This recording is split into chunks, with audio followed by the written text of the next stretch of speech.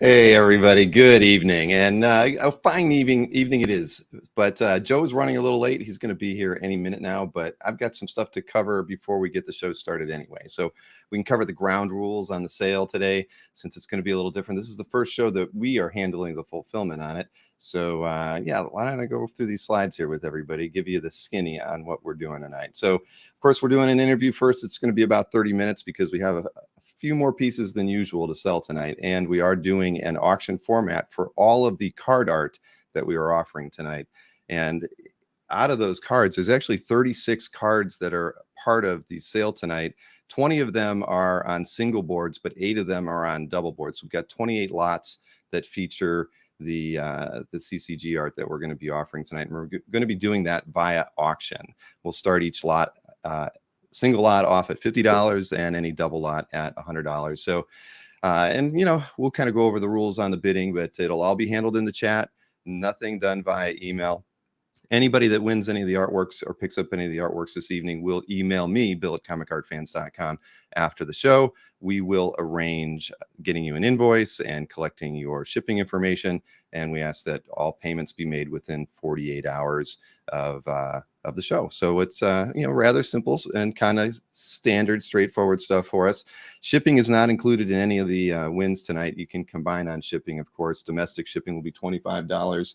And international shipping will be $50. And as I mentioned earlier, fulfillment will be handled by comicartfans.com. Yours truly, probably Maureen and Gwen and Emma as well. So we've got a lot of people that'll be working on pulling it all together. But, welcome to the show. So outside of that, we've got, you notice that we had the Hero Initiative logo as part of the intro. And I see Joe is in the green room right now. I'll bring him in 1 minute. Hero kind of hooked Joe and I up. And so as part of the show tonight, all super chat donations that come in will be donated to the Hero Initiative in Joe's name, so that the money that comes in will be earmarked specifically for Joe. If you were to go straight to Hero and make a donation, they can't do that. But through the super chats that you'll do tonight, we will be able to provide that those funds directly to Joe. And it's definitely something that I'm very happy to be helping the Hero Initiative out with this evening. That we've been huge supporters of everything that the Hero Initiative has done since CAF has been founded, and we've done everything we can to kind of promote their cause. It's a very worthy one, and I encourage everybody, when you can, to always support that organization, because the work that they do to support the creators that we know and love is incredibly important and very needed. So always keep that in mind. So without further ado, let me bring the gentleman of the hour here, Mr. Joe Phillips. Hey, Joe. Joe Phillips. Hey, Joe. Hey, how's it going? It is going rather How's well. everybody tonight? It's going rather well. Can you hear me okay? Yeah, I'm actually getting a little Can you hear me? echo. Yeah, I can hear you okay. Can you hear us? I think I can hear you okay. Can you hear us? Yeah, I can hear you. Let me see. Let me see if I can do anything about the volume. But Is it a little loud for you? volume is set, Is it a and little loud for you? no, I'm not getting any. I'm not getting any feedback on my end. Well, it's If you guys are getting feedback on your we're hearing end. me We're hearing twice essentially. Oh, okay. Oh, well, if I turn my speaker down, but then I don't know if Well, that would help a little bit if you lower it to where it's at a moderate level for you, so you can hear it. That might help out, because essentially your mic is picking up okay. the audio. I can hear you just fine. Yeah. I can hear you just fine. Okay, let's see if I can do anything with that. Well, let's hope we can make this work. Well, I thought I've done a couple of Zoom calls before, and I never had that issue. But then again, every system's different. Yeah, that is very true. We'll get through it. Not a problem at all. So, we should start the interview. I kind of let everybody know we're going to do about 30 minutes on the interview, and then we'll just jump into the art sale, Joe. And, I thought that was fine for an approach for tonight's show. But so, before we even get started, tell me a bit about yourself and the work that Hero's kind of done for you the last few years.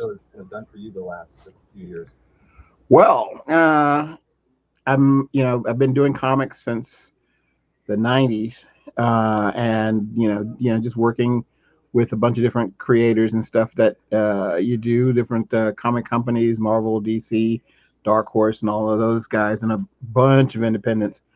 So many that I can't remember all of them. And then a few years ago, I had some medical issues. I had broken my foot, and I had a type of neuropathy, which didn't allow me to feel the pain that was in the foot. And eventually, I got something they call Charcot syndrome, or Charcot foot, is where the bones in the foot dislodge, and they basically chopped up my foot from the inside. So it got septic, and I had to have my right foot amputated. And after that, recovery and stuff like that, I was between insurances, and that's when Heroes came in, and they helped me get a new prosthesis. So I was able to get a mechanical foot to walk around on, and it was great. And it was like out of the blue, because I hadn't really heard of the organization at that time. And my friend Cully Hamner, he organized the whole thing and talked to Jim McLaughlin over at Hero Initiative, and they just were champions, and they really came through and helped, while because who knows how expensive a prosthetic foot is until you have to get one. And it was like $5,000 or $6,000. It was ridiculous, crazy. And then a few years ago, everything was going just fine and whatnot. And then this last year, because of some medications I was taking, my kidneys failed, and they put me on dialysis, and that was, life changing, because it takes up so much of your time while you're trying to work, especially when you're a freelancer. And it just kind of, things just got out of control, because even though with insurance and stuff like that, you still have co-pays and whatnot. And once again, Jim reached out to me, and they were able to help me a huge amount, just to have a break and just catch my breath and get sorted and stuff like that. And they also hooked you and I up together with this auction. So that was just really a good thing, because I had a lot of these images, of all these pages, and they were in a drawer. I hadn't had a chance to do anything with them or show them at any conventions or anything like that. So yeah. Well, that's fantastic. Jim has hooked me up with some other artists in the past, and we've been able to do some fundraising for them as well. And and it's a good opportunity, right? I mean, and Hero has done a lot of great things for many creators in need. Yeah, I love their the books that they do with IDW. They will get different artists to do a particular character or whatever, and they put those books together, and you get to see some amazing talent and just people coming together for the community. It's really cool. Indeed. And I have to thank, we've had 3 donations so far. One from Nick Barucci for $250. Alberto wow, Gonzalez, that's amazing. Donated $100, and we also got a $300 donation from Richard Adams. Thank you so much. Wow, thank you. Are going to all go to Hero for Joe, to support Joe's continuing needs. And thank you so much, everybody. And again, every super chat that comes in, no matter how big or how small, will go to Joe. So keep them coming. We'll probably be doing this for a couple hours tonight. But so that's good. I mean, I we have always championed everything that Hero's done. I've helped Jim numerous occasions with his auctions and other fundraising events. Jeff Moy in the chat as well. He's always at shows with a tip jar, helping raise money for Hero. So it's definitely a worthy cause, and I'm happy to be able to help you, and I'm happy that so many of the collectors out there are very supportive of Hero as well. And we just got another donation from Jeff Wedding. Thank you, Jeff. $50. We really, really appreciate it. Thank you. So, I figure we probably got about 20, 25 minutes we could talk before we get into the art sale, Joe. So, Yeah. tell me a bit about your career. I mean, really, did you always want to be a comic book artist? Is that really, Yeah. is it always in your blood? Yeah. I mean, when I was a kid, I started out doing, I wanted to do comic books. I wanted to work on like Richie Rich, and Archie, that kind of stuff. Sure. But that was what I originally started off with. But my brother was really into um, Green Lantern and Flash, and so I started reading those DC comic books, and then I found the Legion of Superheroes, and then I got into Marvel and stuff like that. And so by the time come high school, I was like creating my own characters and drawing all kinds of stuff like that, like you do. And I went to my first comic book convention, and one of the first ones I went to was it was the Jim Shooter roast, and so the Jim Shooter Mhm. was there, and it had everybody was there. Bob Layton was there, Archie Goodwin was there, um, and John Byrne was there. And at the time, I was like a huge John Byrne fan. Um, and a new artist there named Craig Hamilton was there. Mhm. He had just started on Aquaman. Yeah. And so I went to that, and I showed my stuff, and I talked to people, and then Craig and I actually became like best friends, and we've been friends now for I don't know what 30 years, and hang out and draw and have a good old time kind of thing. So that was really cool. But it was a really an eye opener that it was an actual attainable career goal. It wasn't because a lot of other things you go to school for, you go to this, and there's like a certain path, and this was talent based, which I really because it's the effort you put into it is what you get out of it. I thought that was great, so I wouldn't spend a whole lot of time on stuff that I didn't need to do. And when I worked for some really small companies. I did stuff for an Atlanta base. This was back I lived in Atlanta, Georgia at the time, and I went.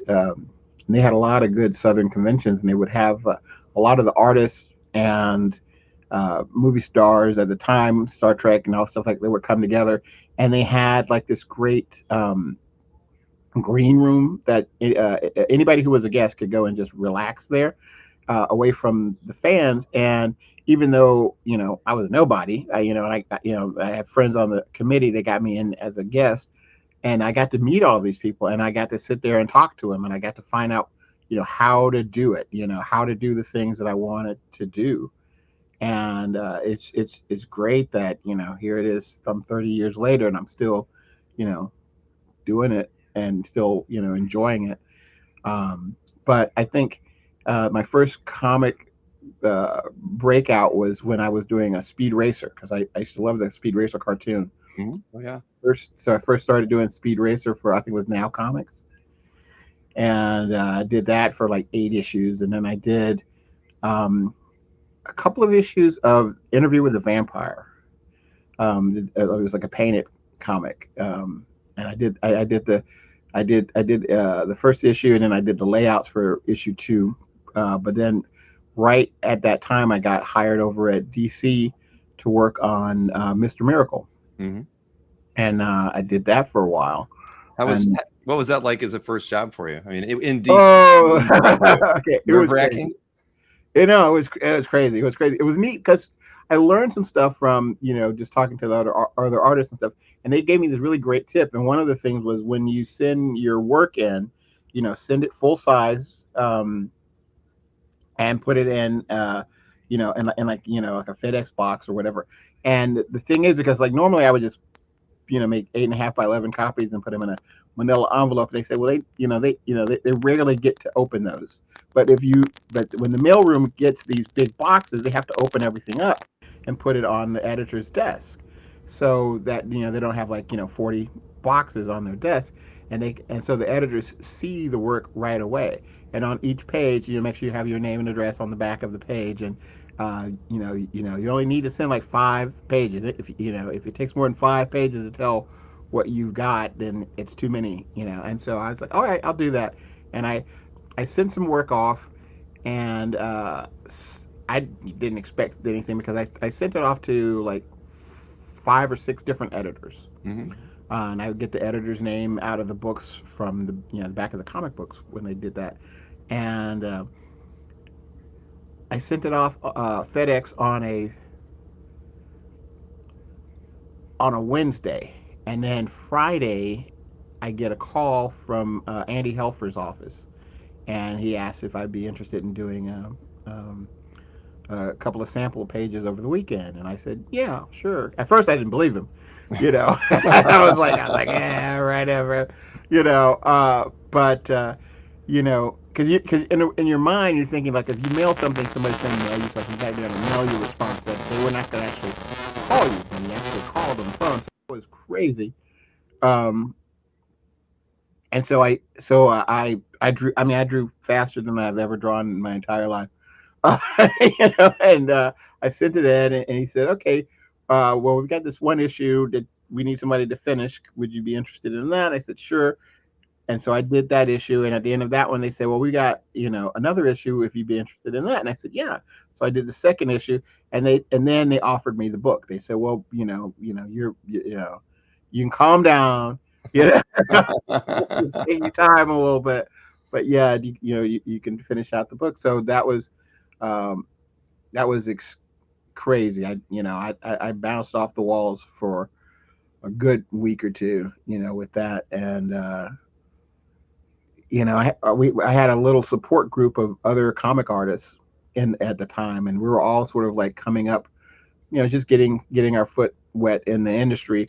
And it was like popcorn. It was like, I would get something, and then they would get something, and they would get something, and then somebody else would get something. And it was like, and after a while, we just had like a nice little group, and we would just kind of see what everybody was working on. And this was, early 90s.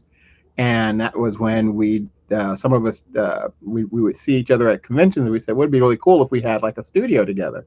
And then we said, well, let's do it, kind of a thing. And so it was like myself and Brian Stelfreeze and Carl Story and Adam Hughes at the time, and that was like the first group. And so we found a big warehouse with a lot of space, and so we could break it up into individual sections that we could have. And then we invited different people. So we had Jason Pearson come in, we had Tony Harris come in, we had Cully Hamner come in, Dave Johnson, Wade Von Graubadger, and Brian's girlfriend, Christine. She was sort of like she kept us all in control, all from going crazy and killing each other and running the office and stuff. And she's an amazing painter. She does these amazing wildlife paintings. And so we just did that, and we just sort of created our own, little neck of the woods. And then we started doing projects. When we would do something for Marvel or DC, and they would need other artists, we would say, hey, well, what about the rest of the guys in the studio? And kind of looked out for each other. And I think it was kind of like our frat college years, where we razzed each other about everything. And but what was really nice was we sort of all leveled up, because we were kind of trying to impress each other. Or when someone would learn a new technique, they would share it with the rest of the guys. So we all kind of like, it was actually like a place to come to. So even though it was all individuals and we were responsible for our own, everything, but it was great to have that sort of camaraderie and like building, the career and learning stuff about, storytelling and other artists, and sharing a library. As you can see, I love me some comic books. You put my back wall to shame. Yeah, and so it's definitely been like, it was a very great experience. I don't think many independent artists get to have that, because everybody's kind of off in their own little world. But we would kind of show up as a force, and it was really kind of a great way to sort of start into the comic industry. Well, that was a great core group of people to, creators to hang out with. I mean, oh yeah, ask for a better better group of artists to be around. I mean, they were all really coming into their own in the early to mid 90s as well.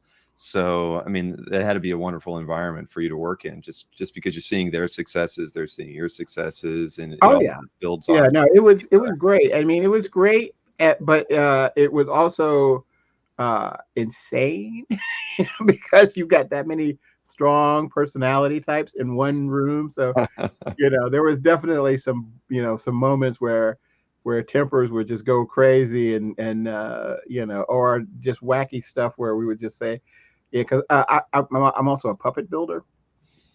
And so I would have, so in my section, I had all these puppets and stuff. And so everybody would play with puppets, and we'd put music on, and we'd make these little videos.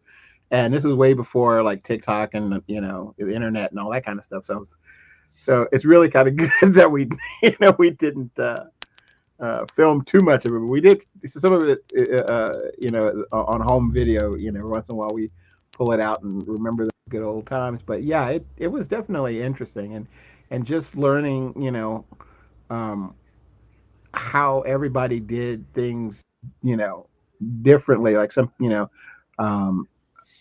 like I started out doing like really detailed thumbnails, and then I would blow them up, and then I would light box over the thumbnail so I could draw faster. Mm-hmm. That was like something that some of the other guys hadn't done. They were just drawing straight from script onto page, and it would take, because they would have to draw the page out, and then they would have to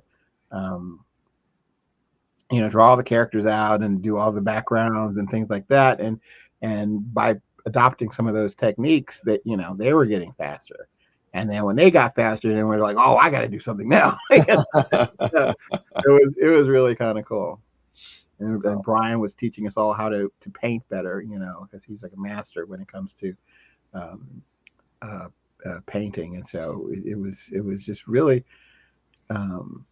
a great like education.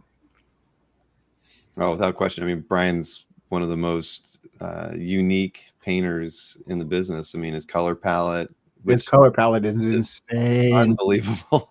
Yeah, I mean, I'm red green colorblind, so I always defer. I was like, well, what color is this? And and he'd give you the color theory and things. And some of the pieces that never got published from him that were just study pieces, he would just sit there and he would just break down the process, and you would he spent like a week on just getting these colors to do magic things on before there was even a project for him to be used on. And it was just kind of nice to see that it's not just do the work, but it's like, all right, well, what does the work mean? How do you make this work? How do how do you solve the problem before there is a problem to solve, kind of a thing. So that was right. Well, being red-green colorblind's got to be a challenge. I mean, for two complementary colors, for the most part. That's about as bad as you can get. I mean, wow. Oh yeah. Luckily I was a penciler for most of my early career. I color now because with the computer I'm able to sample a color and read the numbers. Like there's an RGB number system, and that way I can say, okay, well, this is in the green. These are green numbers here. Mm-hmm. These are red numbers here.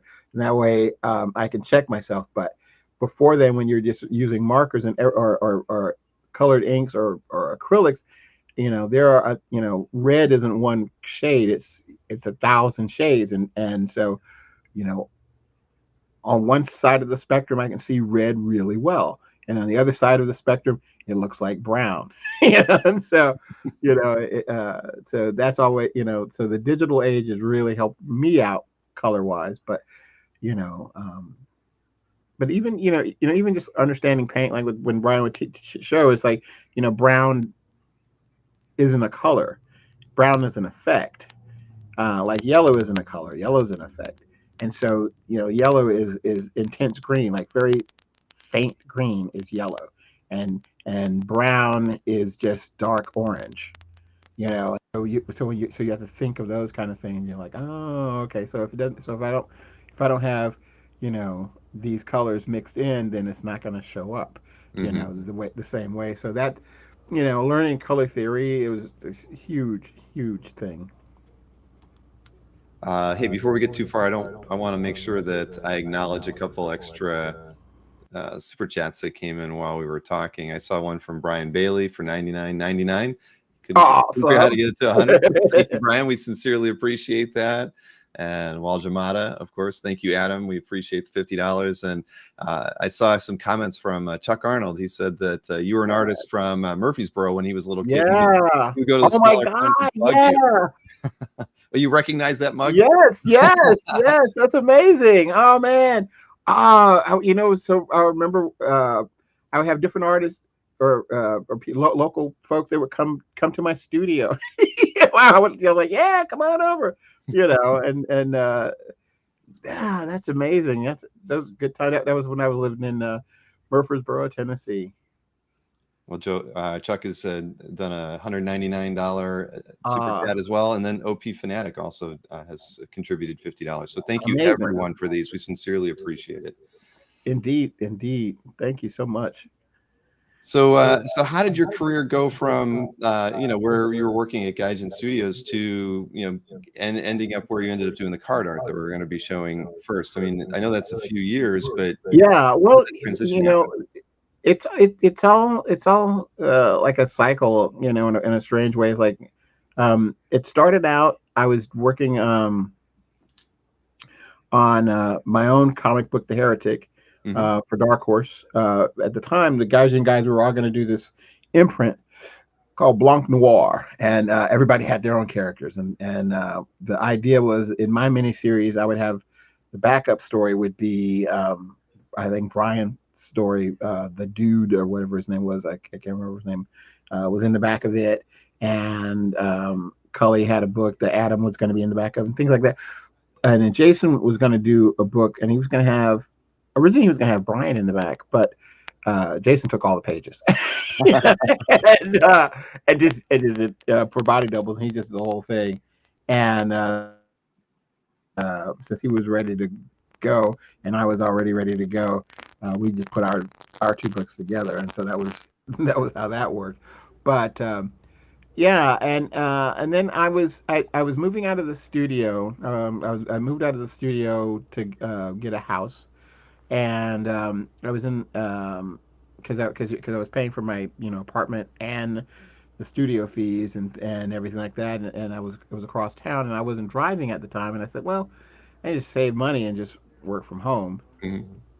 And I moved out, and then I had an opportunity to come to California.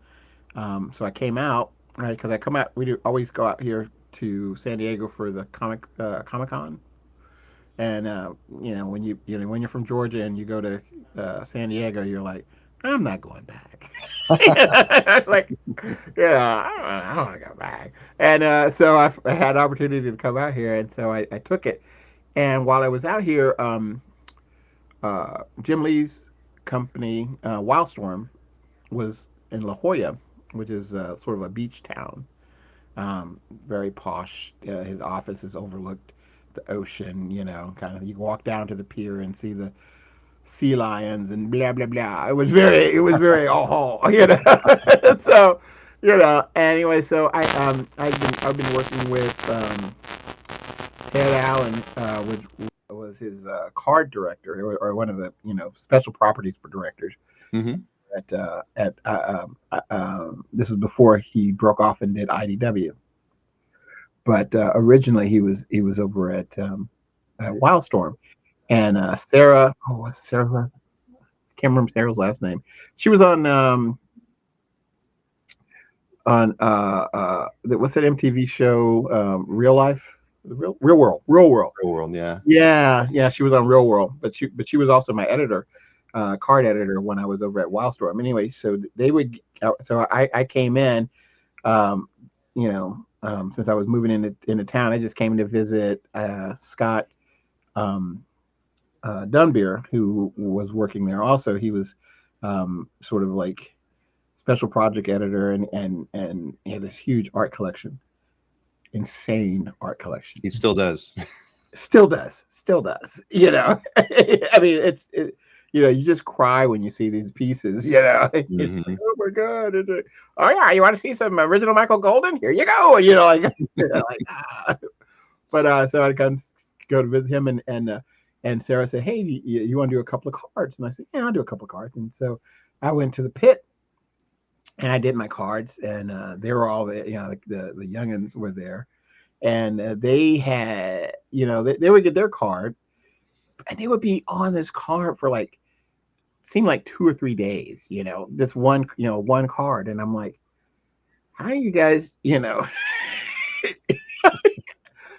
how do you spend so much time doing nothing? You just one drawing. It's like a comic book is like, 6 panels, and there's a lot of stuff that goes in each panel.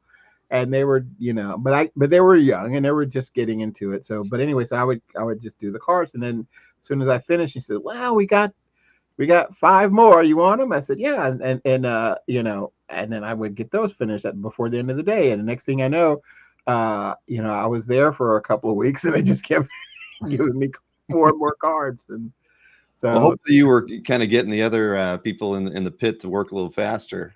well, I was inspired. I think I was inspiring them, I would say. To let them know that they don't have to, you don't have to, you know, um, toil so much on, minutia. You can like get the idea and be confident in what you're doing, and then you can move on because the next one will be even better, and the next one will be even better, and so they were still under that mentality that the first one has to be, they were competing in their minds. They were trying to compete with Jim Lee, but he'd been doing this for years, so there's no way they could compete with him. They had to do the best that they could do, and anytime you sort of compare yourself to another artist, it's like comparing signatures or handprints. They're never going to be the same. Right. Yeah, and so you just do the best part that you can do. But a lot of them have definitely since then. I mean, they've grown on to do some amazing stuff. So everybody has their start. Well, that sounds like it was a lot of fun. I mean, you were perfect for doing the cards because of your speed and your ability to get things done quickly, and the likenesses. I mean, the cards we're going to look at, they're all fantastic. Well, thank you. I appreciate it. And it was fun learning a lot of these characters. Some of the characters I'd never heard of yet. Because they had a lot of different characters. It was a character factory there. It was. And but since I was actually in the office, I could actually talk to the writer who came up with the character, or the people who were involved. So when I would do a character and I didn't know anything about him, I would just go and I would ask, and they would just say, "Oh, well, this is this guy," and they do this, and then they would give me a couple of his comic books that they were in, and I could kind of like thumb through them and say, "Oh yeah, okay, I get what you're talking about. I don't know what this is." Mm-hmm. That would really help me out. Yeah, making the character a little bit more personable. Well, that's. Did you end up doing anything outside of the card art while you were there? Yeah, I'm sure you had a lot of other work going on, right? This was Oh, This is more filler work for you. yeah, this was kind of like the filler stuff in between, because and it was really weird because do you remember? Because at the time there was Marvel had allowed Wildstorm to do like several of their big title comics. I guess the artists and stuff that they were dealing with were just either better than the Marvel guys that they had, or what. I don't know how the business of the end of that worked, but I remember there was this one issue, the last issue of Captain America that Wildstorm was doing, and I think like Rob Liefeld's people were supposed to be doing the book, but they dropped the ball and they didn't do it. But the thing is, they only had 3 days to turn the work in, and this is not 3 days of 3 days to have pencil and ink all done. And they were trying to figure out what to do. They were like, well, maybe we can give it to like Travis Charest can do like 2 pages, and we can give to this guy to do a couple of pages, blah blah. And I heard him talking, and I mentioned it to Scott. I said, well, I could do it, you know, and they were like, I don't know. So they went and they, you know, back and forth, and finally they said, yeah, okay, Joe, you do this, and I had to do 20 pages in 3 days, and Only pencils, right? You didn't have to ink it too, right? they had 4 different inkers inking Okay. on it. Yeah, they had 4 different inkers inking on it, and it might have been 5 by then. But I think Jim had to actually ink a page himself, or ink a couple of characters.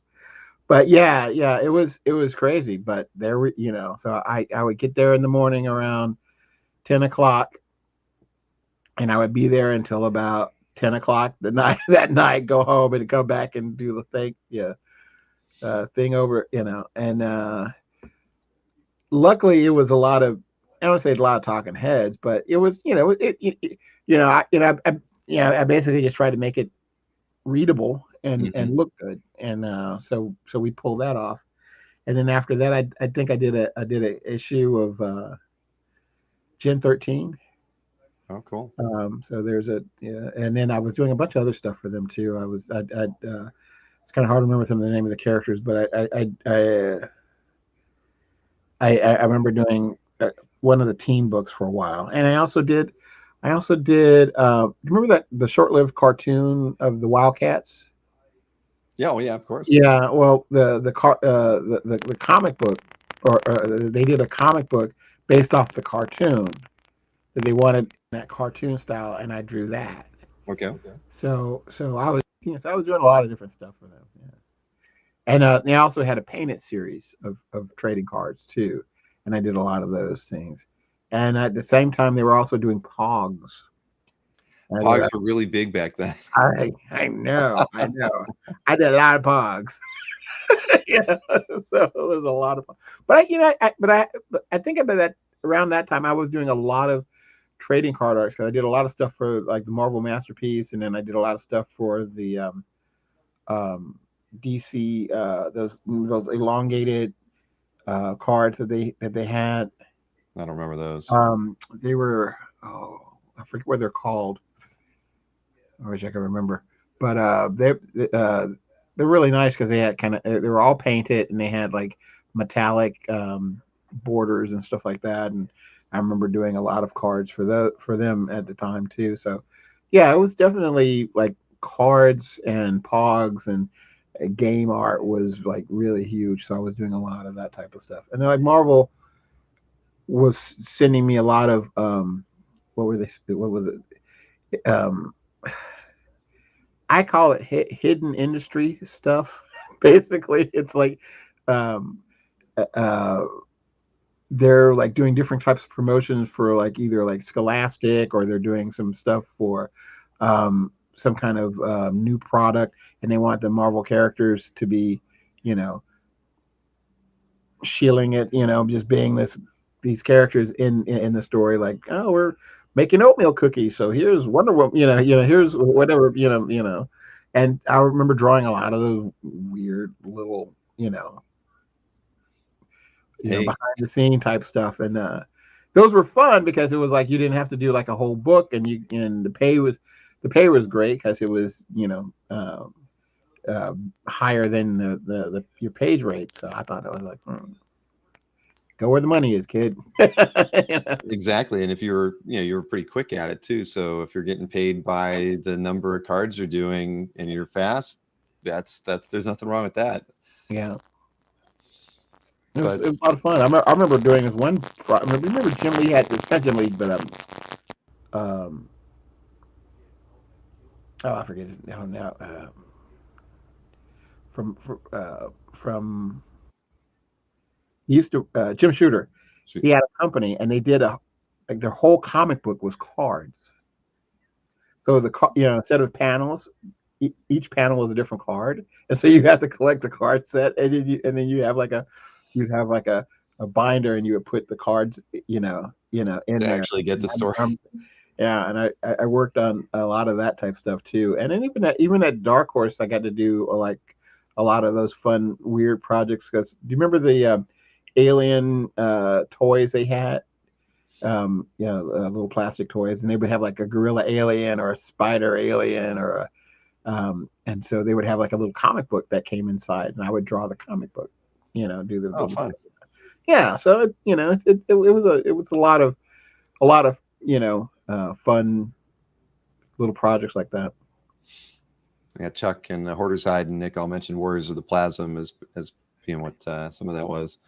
But no, that's remember I mentioned it, the 90s for me, I missed it from pretty much really 89 to 95. I didn't see it, but I know that was there were That so was my many. prime. No, I'm so sorry, Joe. Don't But worry about it. but It's that's still out there. It's but I still saw out it there. all afterwards. I saw all the trading card things that were going on, all the tie-ins, the crossovers, the chromium covers, the foil discs Oh and yeah. that, and and it was I probably would have gone broke if I was buying comics during that time because there was just too Well, many. that's what happened to the industry. Everybody went broke. Yeah, I mean, there, because everybody had all those different um covers coming out, so you would buy the same book and have 3 different covers, or 4 different covers, and then like some of the covers were ridiculous. Some like this one's the all black cover. Like, well, why am I paying money? So you didn't even put any artwork on it. It's just black. Like, okay. That's oh, right, man. Chuck. I love the 90s too. Hey, well, So it was, yeah. So it was definitely interesting, and there's no telling how many alternative cover um, I've done for different projects where it's crazy stuff. well, it kept you busy. That's for sure.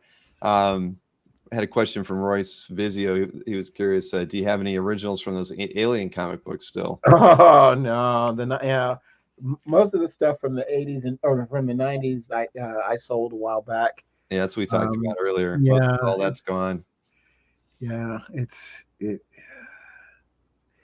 crazy. Like some of the characters that they had, those covers were great. But even but I remember I did like the Colonial Marines. They had like a little mini series, Mhm. and I did like painted covers for those. So they're still out there somewhere.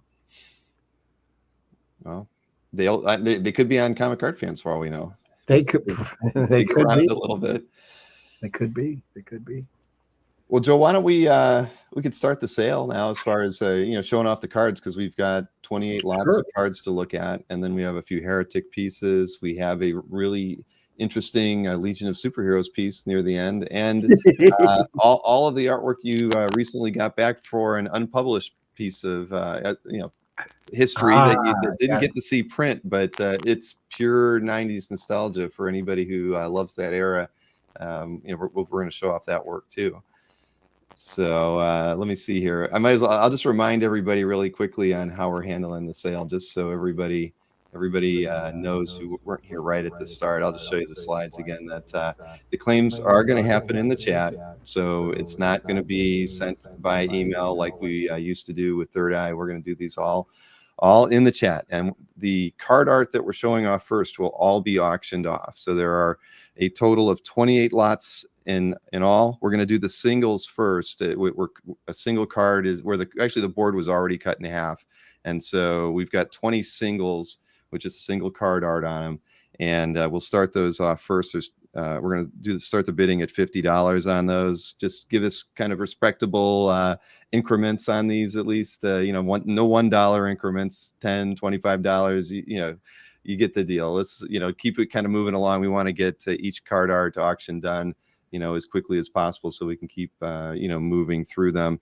After we do the 20 singles, I have 8 11 by 17 boards that have 2 cards on them, and we'll start the bidding on those 8 at $100. So the one thing I want to remind everybody with regards to auctions, and there's a reason why we don't do them a lot on the channel, and that's primarily because Joe and I are 5 seconds in the future. So what you're seeing right now, it's 5 seconds have gone by. And so the thing is don't snipe. If you want to bid on it, please, bid immediately after someone else so you can increment their bid.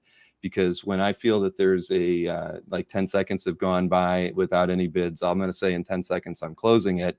And I will. So, and the thing is, when I say there's 10 seconds and you hear that, there's really only 5 seconds left, because like I say, we're at least 5 seconds in the future. So for all of you who are watching on YouTube, there is a little live button. It's right next to where Joe Phillips, his signature is there in the corner there. If you press the live button on YouTube, it'll kind of kick you forward if you're, a second or two behind. It'll get you as close to the live as you can, but you'll never be in sync with us. We're always ahead of you. So, again, we want to be able to, raise the most money we can here. So we'd hate to close an auction and have somebody wish that they could have placed a bid, because once we say it's closed, we're going to take the highest bid that was made, even if somebody throws one in there after we say we're done. So don't delay, just keep it rolling, and it'll be good and fun for everybody. And like I mentioned earlier too, is with regards to shipping, for anybody who does get artwork tonight, domestic is $25, international is $50. And after the show is over, you need to email me, bill@comicartfans.com, and I will handle getting you an invoice out, and you get the deal. And you can buy it on shipping, but I'll get those invoices out to you, and you can pay them, and we expect payment within 48 hours as well. So that's how we're handling the first part of things here. And as long as nobody has any questions out there, I'm going to go, exactly what Hoarder's Hide said: bid early, bid often. And just we want everybody to have a good time and everybody to walk away with a piece of art tonight who wants to.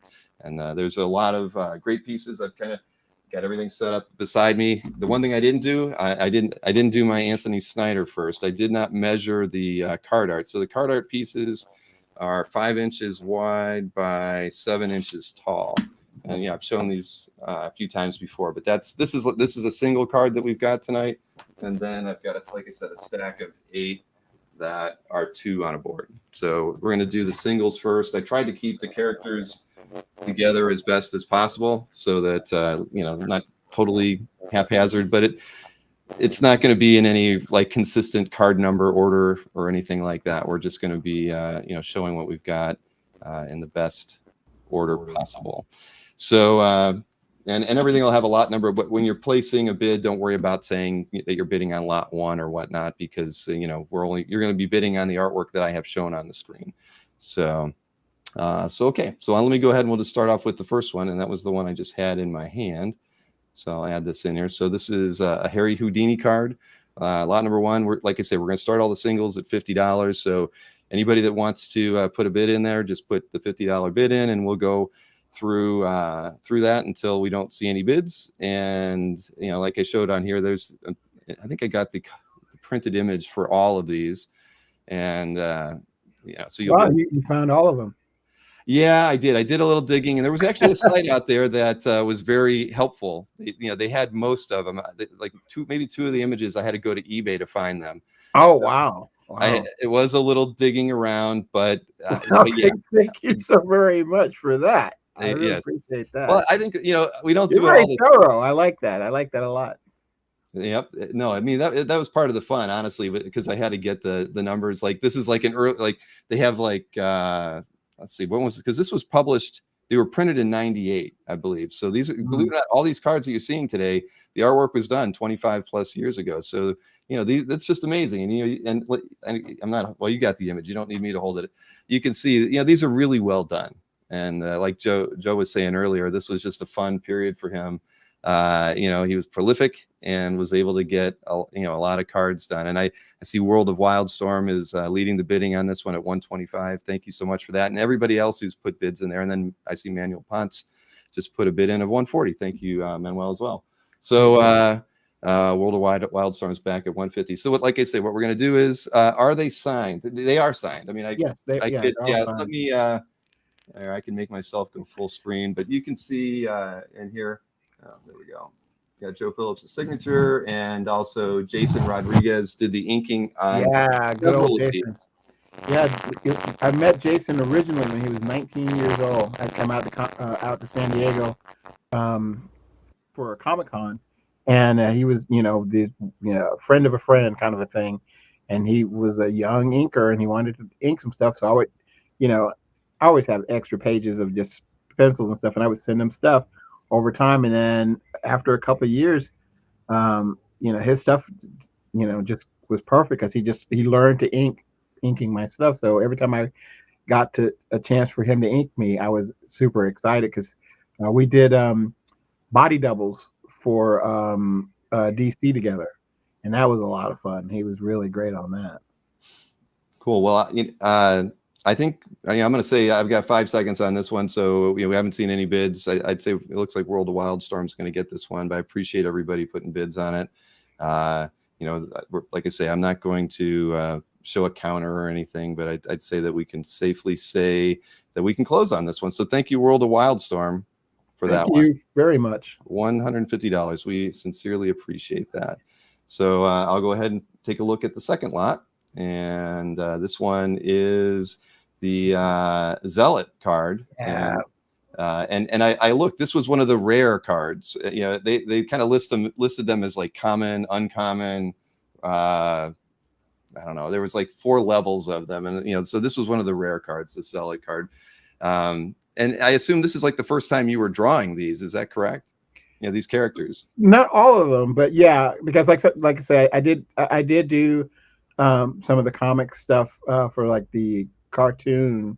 But as far as these cards, like this particular costume of Zealots was the first time I drew it. I think it was one of the first times she actually, like, outside of the comic book, that she had that particular outfit on. So that was really kind of cool.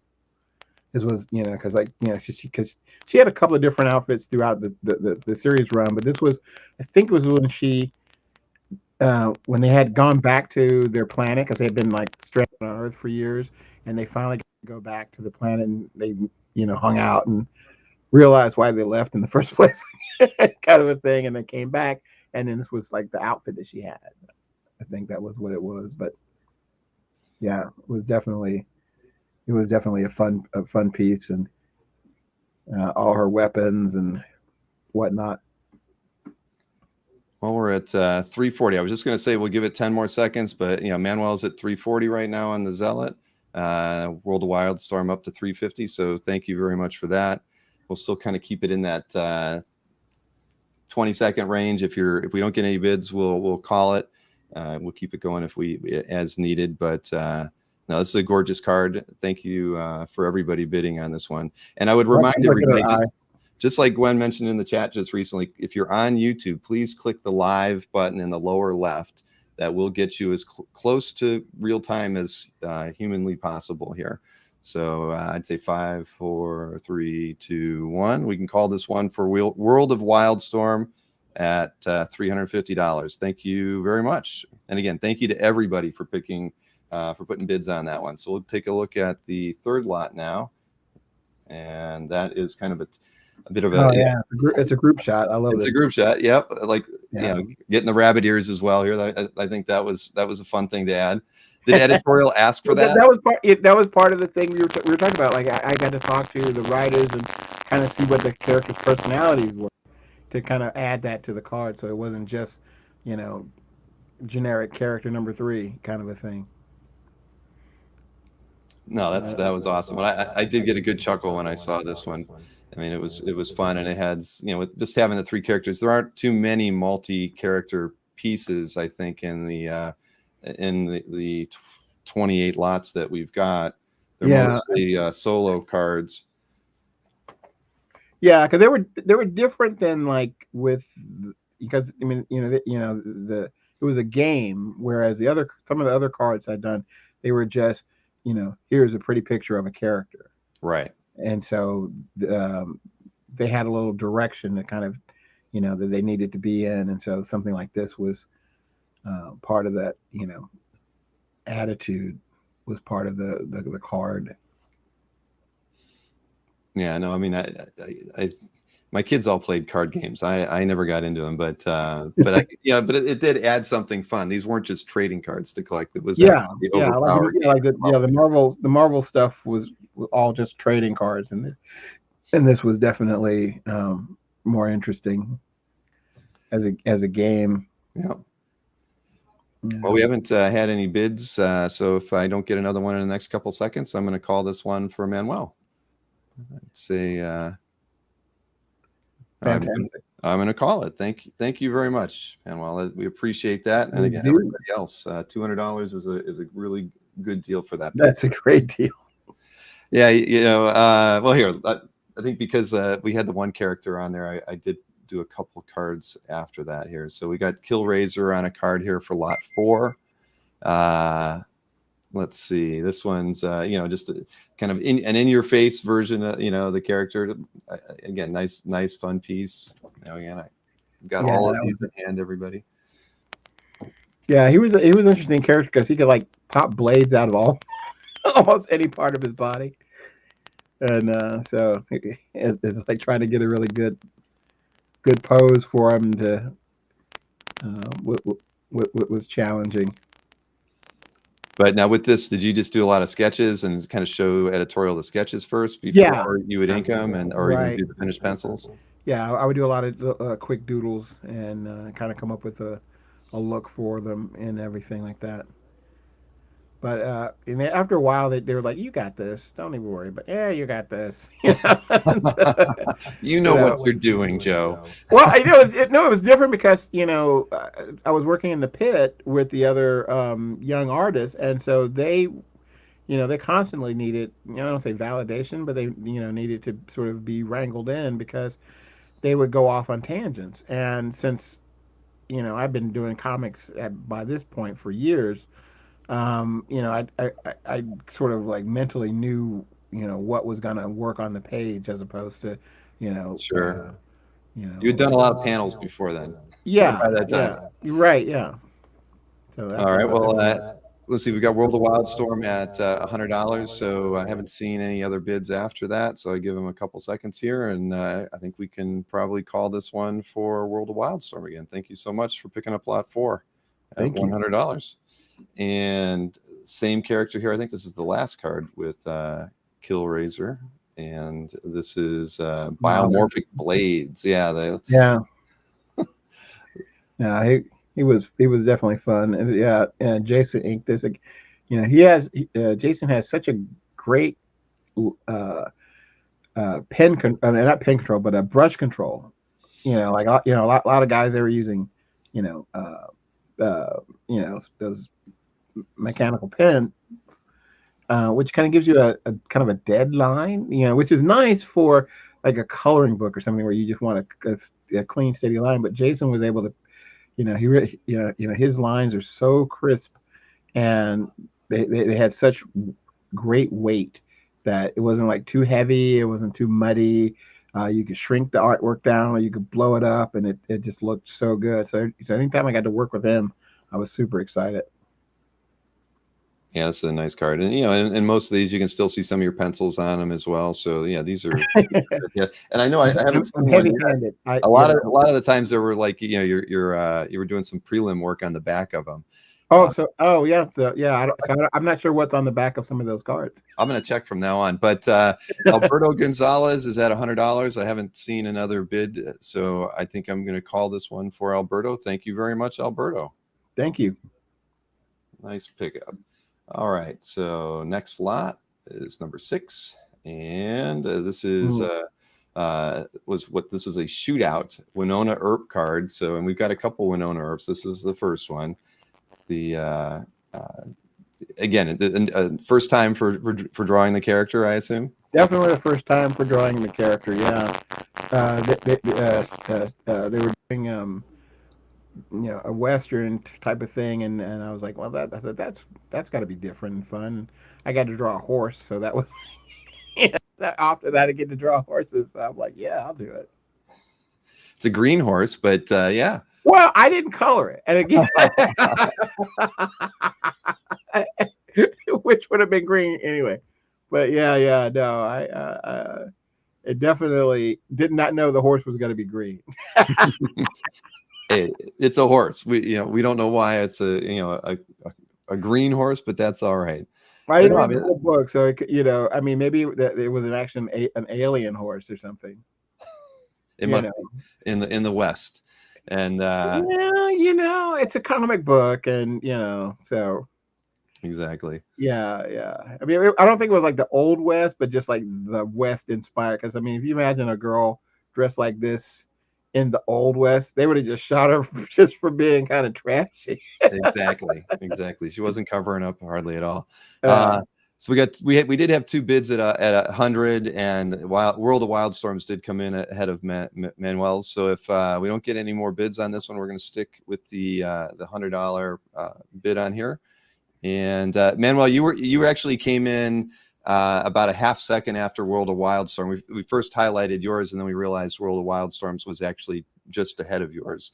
So World of Wildstorm is the high. Okay, so we got a couple quick bids in there. World of Wildstorm has raised it up to 130 now. So Manuel's at 150. Thank you, Manuel. okay, well then, Yeah. thank you, Manuel.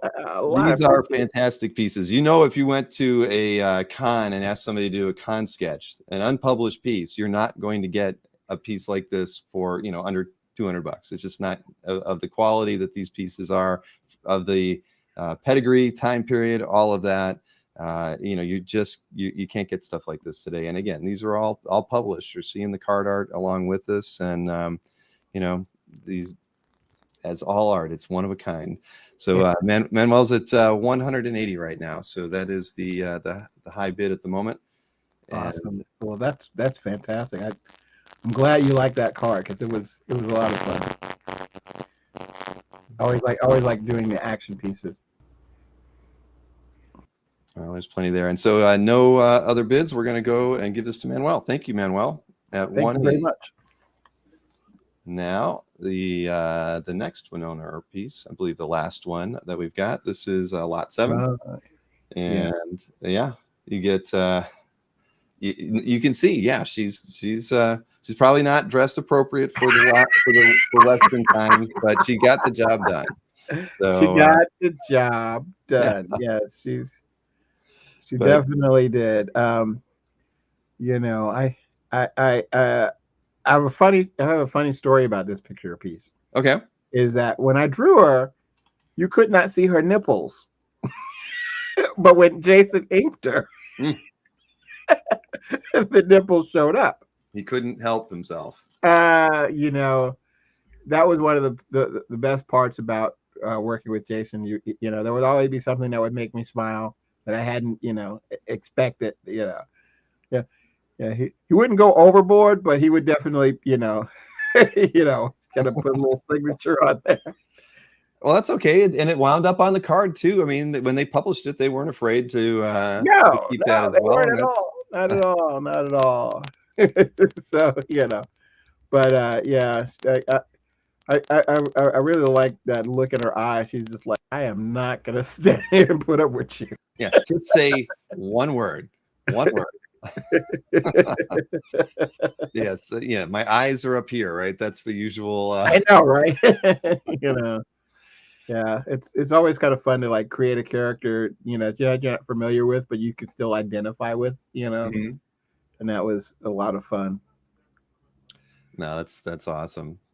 And yeah, the wanted poster in the background is a plus. Yeah, you know, I think that character in the wanted poster is somebody too. I can't remember his name, but I think he was another character in the series. Because I remember putting him, putting it up there for that particular reason. Yeah. All right. Well, I think we've got our winner, Manuel, at 350. We appreciate that. Thank you so much. Thank you, Manuel. I appreciate that so much. We're gonna keep things moving here. We're gonna go over to lot 8, and that one. I love this piece. Rainmaker. You know, this one is this is beautiful, and now this one doesn't have the JR inking on it. I mean, did you ink this one, or do you think he inked it and just didn't sign it? I think he maybe didn't sign it because look at that hair. That is not how I would ink hair. I mean, look at that hair is beautiful. Look at those lines, and then the little cutouts.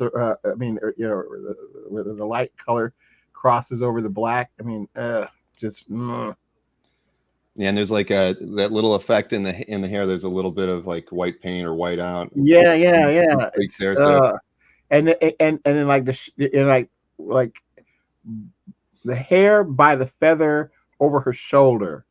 If you look at that, I mean, it's just like the inking on that is just so pristine. I'm like, beautiful. Yeah, it is. It is gorgeous. Yeah. And so, It's funny, when I look at these pieces, a lot of them I hadn't seen in a while. You forget about just the job, but you look at it from like, your collaborator and what they brought to the piece, also, and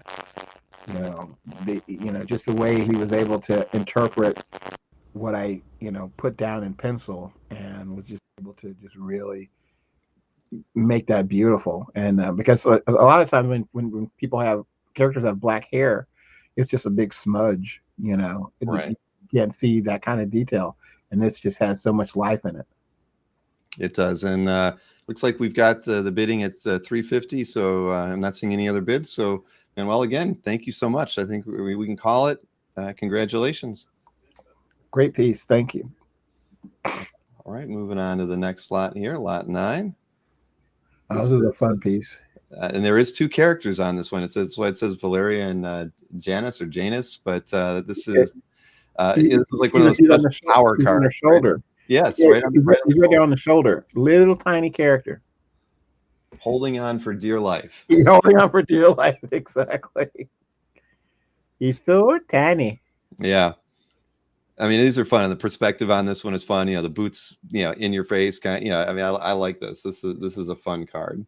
Yeah, every once in a while you get to just have a lot of fun. Yeah, you can see the little JR in there, so you can see there's Jason's little mark on it. And you got to work with Jason. Was this the first time you worked with him, and then you got to work with him in some books, or? No, I'd worked with him on let's see. No, Body Doubles was after this, so I guess I'd worked with Jason. No, you know what? This was probably like the first professional Jason work. Yeah, this was the and then we did the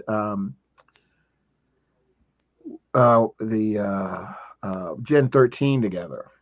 And right.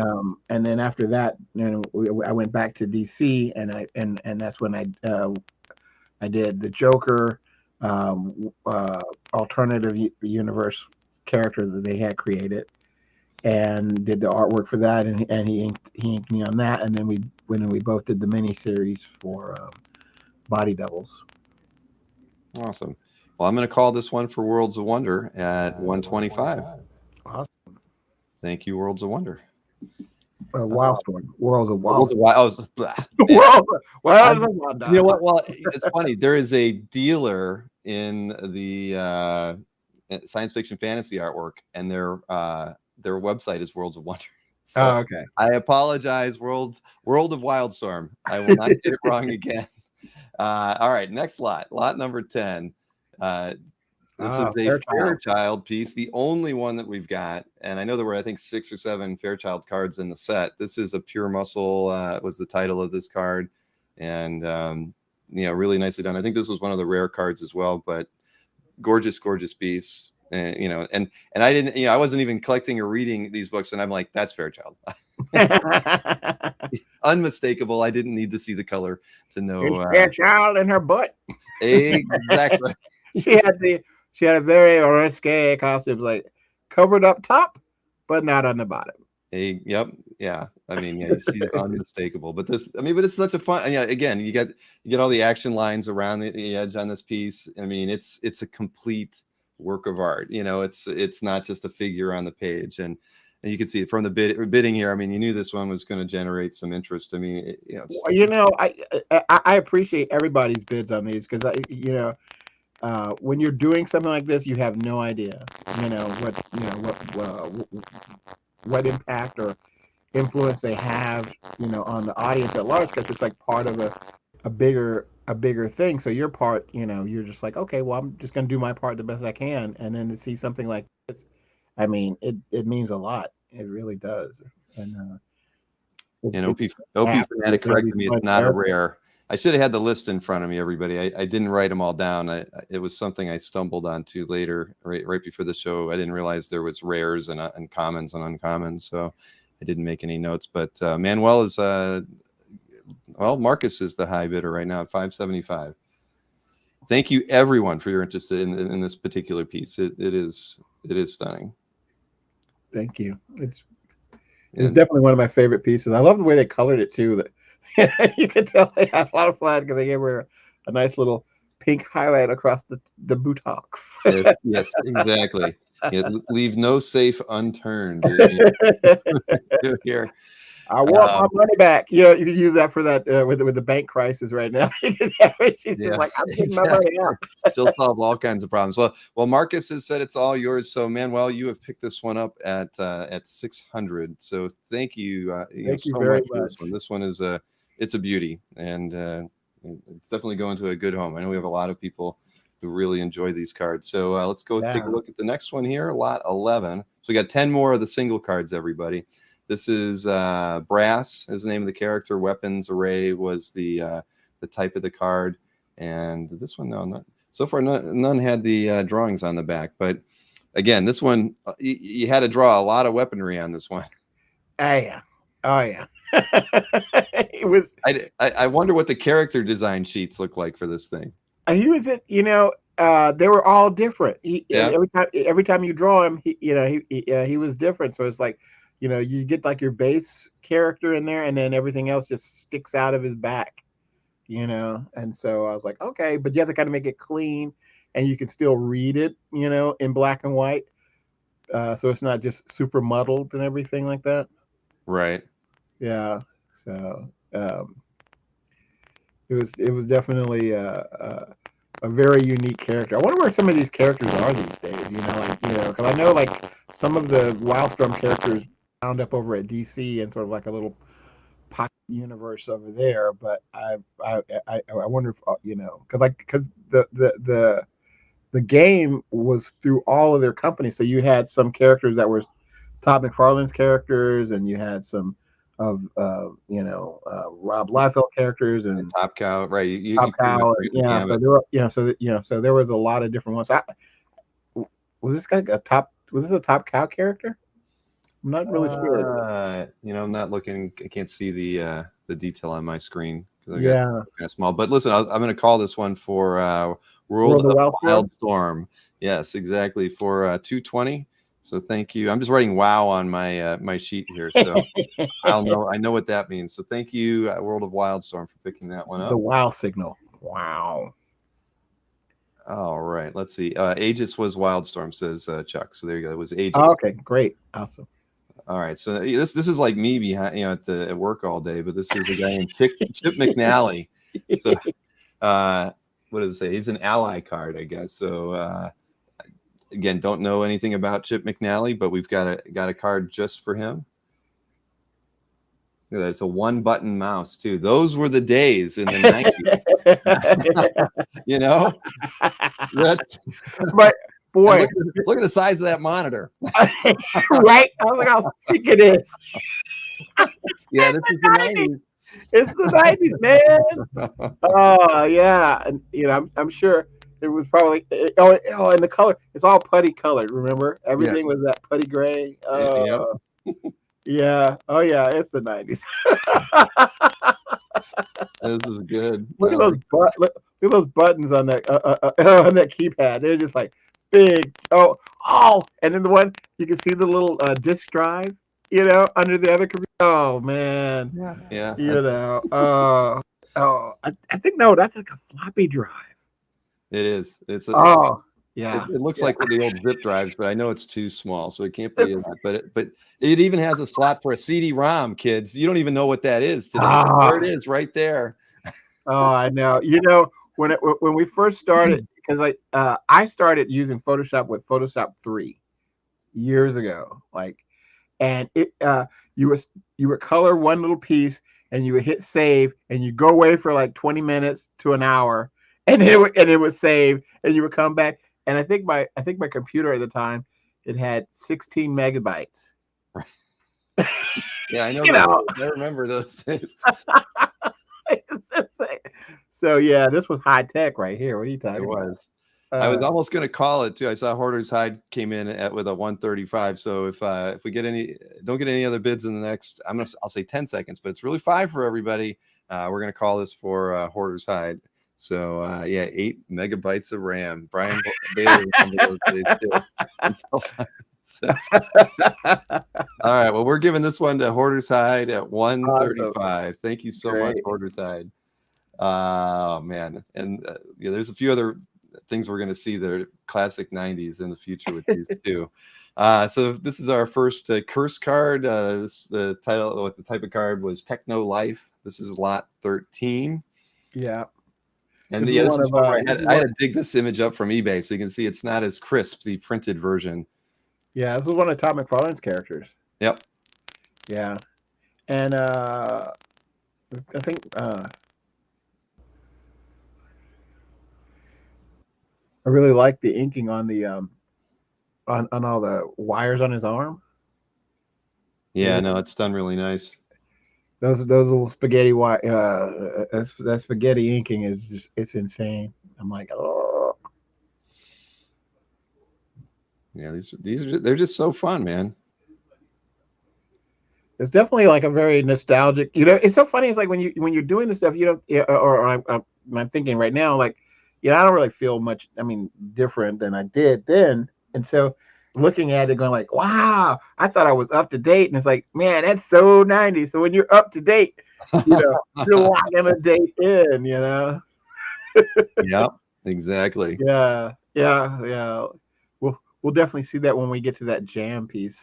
Yes, definitely. We really will.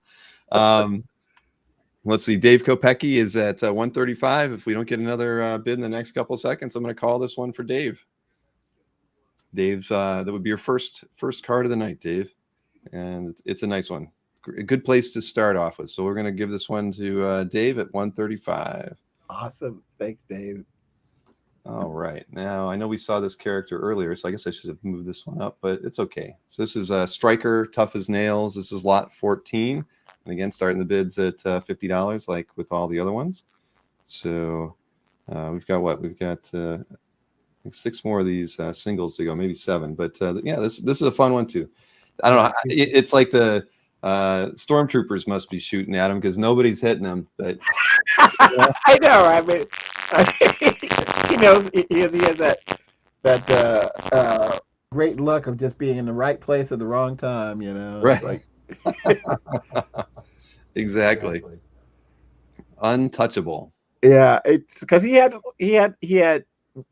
like 3 arms on one side and one arm on the other side, and you had to find a way to balance him out artistically without making him look like he's going to tip over. So you always have to kind of like, he'd always have to lean to the one arm side just to balance out, which is always kind of fun. Yeah, I never even thought about that, but you're right. They were just creating challenges for you artists. Yeah, oh yeah, it was wild because you were like, what are they trying to say here? Like, all right, let's give this guy 6 arms. That means he could have 2 arms on each side. It would be nice and balanced. But now let's put 3 arms on one side. It's like, okay. Well, it was a time of creativity, and when everybody was getting the ownership of their characters, pure comic book. It was undiluted, just have fun. I wish at the time we knew how much fun we were allowed to have. To be honest about it, because I think a lot of times we were everybody's being very serious, and it's like, oh, it's just comic books, just have fun, Well, I haven't seen any bids for a little bit, so I'm going to give this one to Dave Kopecki at 175. Congrats, Dave. His second card. Excellent, Dave. Thank you. All right. Now, next up, this character looks like his name, Black Anvil. You see the anvil on the shape of his head. Oh yeah. and it looks like he's throwing Thor without it. Well, or who knows who that character is? Yeah. Well, I think it was. I think I was trying to spoof Thor at the time, or maybe a little bit of Winter Soldier mixed in. Who knows? But yeah. Well, this was before Winter Soldier. Oh, that would be true. You're right. Yeah. So maybe they ripped you off, Joe. They're like, look at that character. You're gonna give somebody a metal arm, just like just the one arm, just the one. Yeah, but this one was fun. I mean, it stands out every time I came back to this. When I was going through the sets to create the slides and everything, this one always made me smile. It's just a fun card. I mean, I don't know the character whatsoever, but yeah, I mean, this is fun. And again, seeing that other character, the unnamed character, getting thrown like that is awesome. I think this was also the era where I loved to put treads on boots. Nothing wrong with that. Well, no, because up until that point, like everybody had like those little slipper shoes, Mm-hmm. and so I was just like, oh, they gotta have boots. So you had to have boots. You had to have a lot of pouches and black. Oh yeah, quite a few pouches. What's in the pouches? I don't, The thing that gets me with him, like, see these pouches he's got. Look at those. Look how big his hands are. He can't get anything out of those pouches. He has to ask somebody to come over and help him. Yeah, that guy he threw couldn't open his pouches for him. I'm sorry, everybody. Alberto, I think Alberto's got this one at 160. I haven't seen any bids in a little bit, so thank you, Alberto. We sincerely appreciate that one. Definitely appreciate it. And I hope all of these end up on Comic Art Fans after you guys get them, because they're beauties. And I've got the scans of all of them, so you can just ask me for the scans. I'd be happy to email them to any of the winners too. I will save you time to get these into your calf quickly. So let's take a look at the next lot here. This will be lot 16. This one's called the character's Velocity. I know there were a couple of Velocity cards in the set, and this one's titled Quick Thinking. So you can see her hands are a blur. I mean, it's funny because you look at how it was colored versus how it was illustrated, and the coloring kind of ties it together, because you really had the motion going in there, like you couldn't really follow it, but the coloring really helped. Oh, right, yeah, exactly. And look, there's more on the ink piece. They cut off all that, the cabling in the back there. They cut off the rest of her butt. Yeah, I was gonna say her booty got cut off too. Yeah, but you get the full booty on this one, and nice. Now, this is a fun one. I didn't really get it until I saw the color piece too. That was what made it even more fun. And the inking on this thing is gorgeous. Like you say, I think this is Richard Friends inking this one. Oh, really? Because I was just gonna say this one is not signed by either of you. I can kind of tell by oddly enough, the black and white crosshatch pattern across the top by her hair. That's Richard, right? That's pure Richard. Yeah. He's very, Well, she had 3 seconds left on this bomb, so she did a good job. She didn't wait for a second, but yeah, that's interesting, because I can still see a lot of your pencils on this piece, but it's not signed. Yeah. But gorgeous, and Richard Friend he's absolutely amazing, and he has his own YouTube channel. He's got like over 15,000 subscribers. Everybody loves Richard. Oh, cool. Well, then but yeah, I could definitely tell that's Richard's inking. Awesome. Well, I think Manuel's got this one at $300. Awesome. Thank you, Manuel. Thank you so much. Another pickup for you. We sincerely appreciate it. Moving on to lot 17 here. This is what is it? Overt Kill, and the mob connections on here. So again, these are McFarlane characters. Yes. Yeah. Yep. There. Yeah, I can see the copyright for Todd on there. So this one's. Oh, is there a copyright for Todd on there? Yeah. When you look at the printed card, most of them had a copyright on them. Gotcha. So because I remember because it was all like any of the mob characters or kind of like police officer characters. They were all Todd characters, which definitely had, because he kind of had like layers of different types of villains, whereas a lot of the other ones were all sort of all kinds of armor and whatnot. Yeah, that's a cool card. So what do we got here? High bidder right now, Dave Kopecki at 160. Yeah, and Jason inked this one also. Yeah, you're right. Real tiny JR on this one. Is there? Oh yeah, I see it. Yeah, gotcha. Yeah, he kind of hit his JR in his cross hatching. Yes, he did. All right. was it co-created with Liefeld? I don't know. But I think we're going to give this one to Dave. Dave, thank you so much. Another one for you. It's your third. We appreciate it. So Dave gets this one at 160.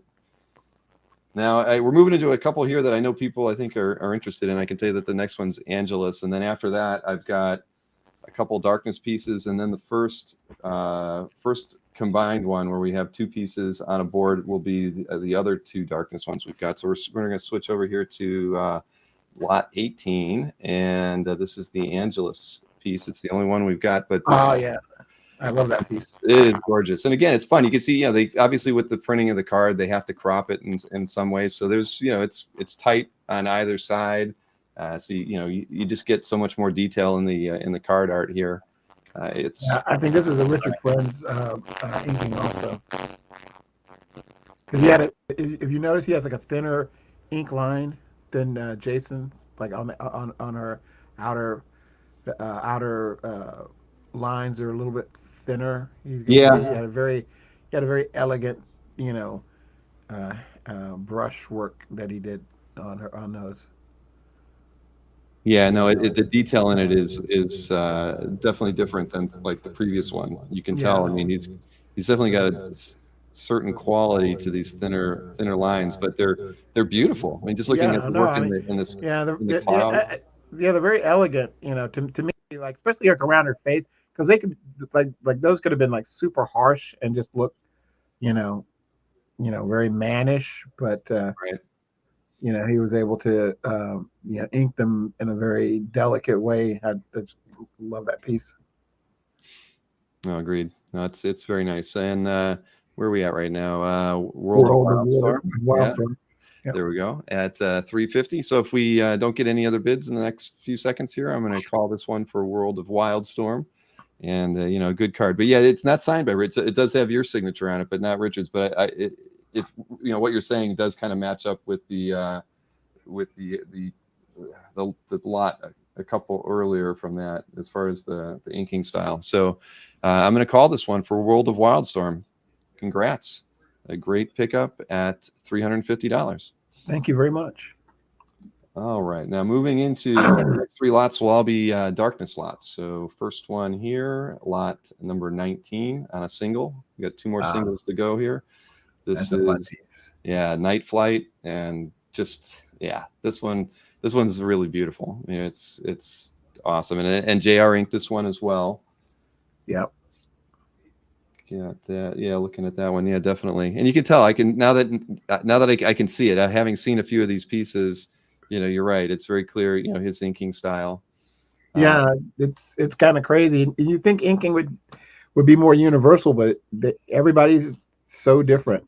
Different people can ink me, and it looks like sometimes they go like, I didn't even know if I drew that. It looks so different. There's a tiny little bit of whiteout. If you can see where my cursor is, like right in that spot. Oh yeah.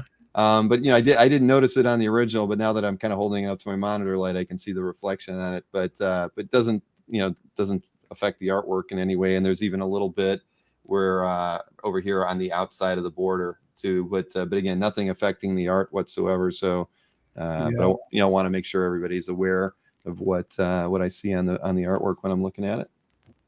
And it's funny, I swear there's many of these cards have drawings on the back, and I haven't seen one yet. It's like it must only be on the full sheets that have the stuff drawn on the back. I don't know why that is, but I think we're going to find that to be the truth. Oh man, so let's see here. Dave's in the lead on this one at 235. We'll give everybody just another 8 to 10 seconds, and if we don't get any other bids, we'll give this one to Dave. That would be number 4 for Dave if he gets this one. But again, great pickup if so. And I'm going to call it. Thank you, Dave. Thank you, Dave. At 235. All right. Now this is the last single card that we've got, and it's a darkness as well. It's the drawing's a little bit interesting because it's wider than the other one. So I kind of changed the format of the slide a little bit. So this is lot 20. And this was like I think it was like one of those cards you put two cards together or something, maybe. I don't know. I mean, it's hard to say because it's. I mean, somebody in the audience probably will know exactly how the card is used. Now, this one doesn't have JR's signature on it. I'm going to take a wild guess that this might be Richard Friend's inks on this one. I'm going to think you're right. Yeah. See, I'm getting good now. I can tell them apart. Yeah, you could. I mean, the especially like the smoke work. I mean, that definitely looks like Richard's work. Right, and then even in there, that the cross hatching up here in exactly. Yeah, exactly. And look at the hair, like even on the hair on Darkness's head, it's these very thin inking lines. Yeah, as opposed to the other picture with the girl with the dark hair, that Jason inked. You can totally see the difference. Yeah, no, this is really gorgeous piece. I mean, and again, you can tell just it's got to be Richard's work. It's just even the creatures in the background. I mean, those are all just really fine lines that he's done there for that. Oh yeah. I think he did a great job. There are a few inkers that anytime that they're going to ink something of mine, I'm like super excited. There are a few people that can understand how I pencil, because I pencil very deceptively clean, but I always connect all the lines, so it kind of leaves like a little bit of play for the inker to put their signature on it. Sure. Yeah, it'd be interesting to see like your pencil piece and then this one. I mean, I know, and there's some artists out there. I remember historically, they would actually scan their pencils before or put them on the photocopier, right, before they would actually hand them over. Right. Yeah. They like to kind of use that even for their own personal reference. So, but yeah, I mean, time was of the essence on these. Yeah, exactly. You just need to get it done and get it. Yeah, and throw it on the next table, right? Take this over. The time was of the essence.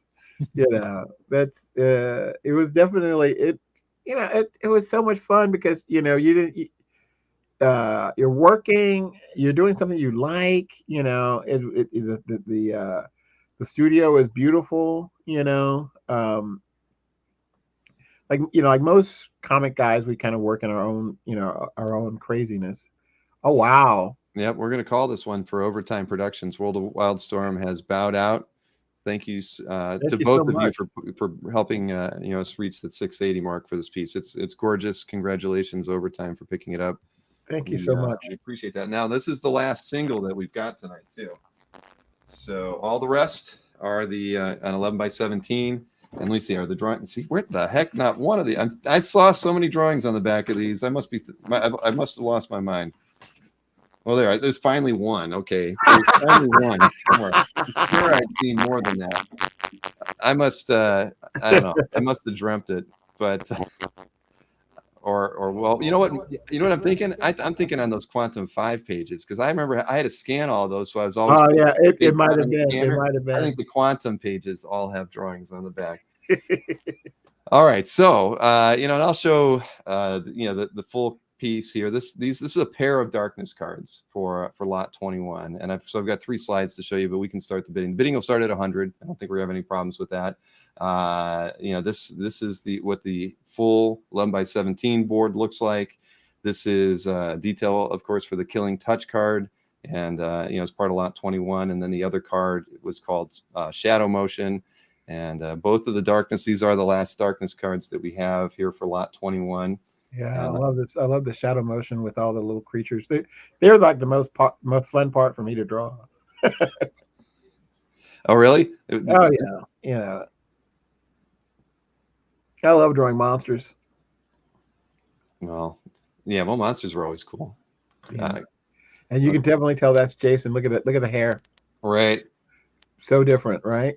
Definitely. Okay. Yeah. Now, see, and here he's not doing JR. He's using his full last name. And I think we'll see that a few times here. Yeah. But yeah, both of these cards are nice. Yeah, he always hated how long his last name was. So he was always trying to figure out a easy way to put it in there.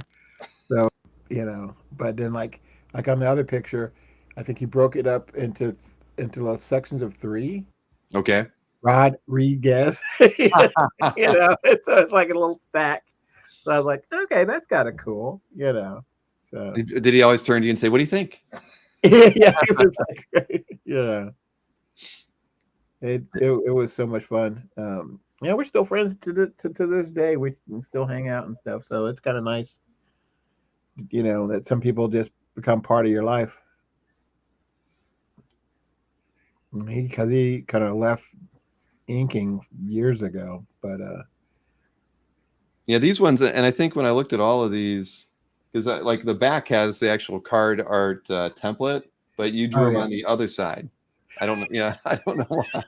It's like because I was you going them were fast. supposed You to know, be they in a were. hurry.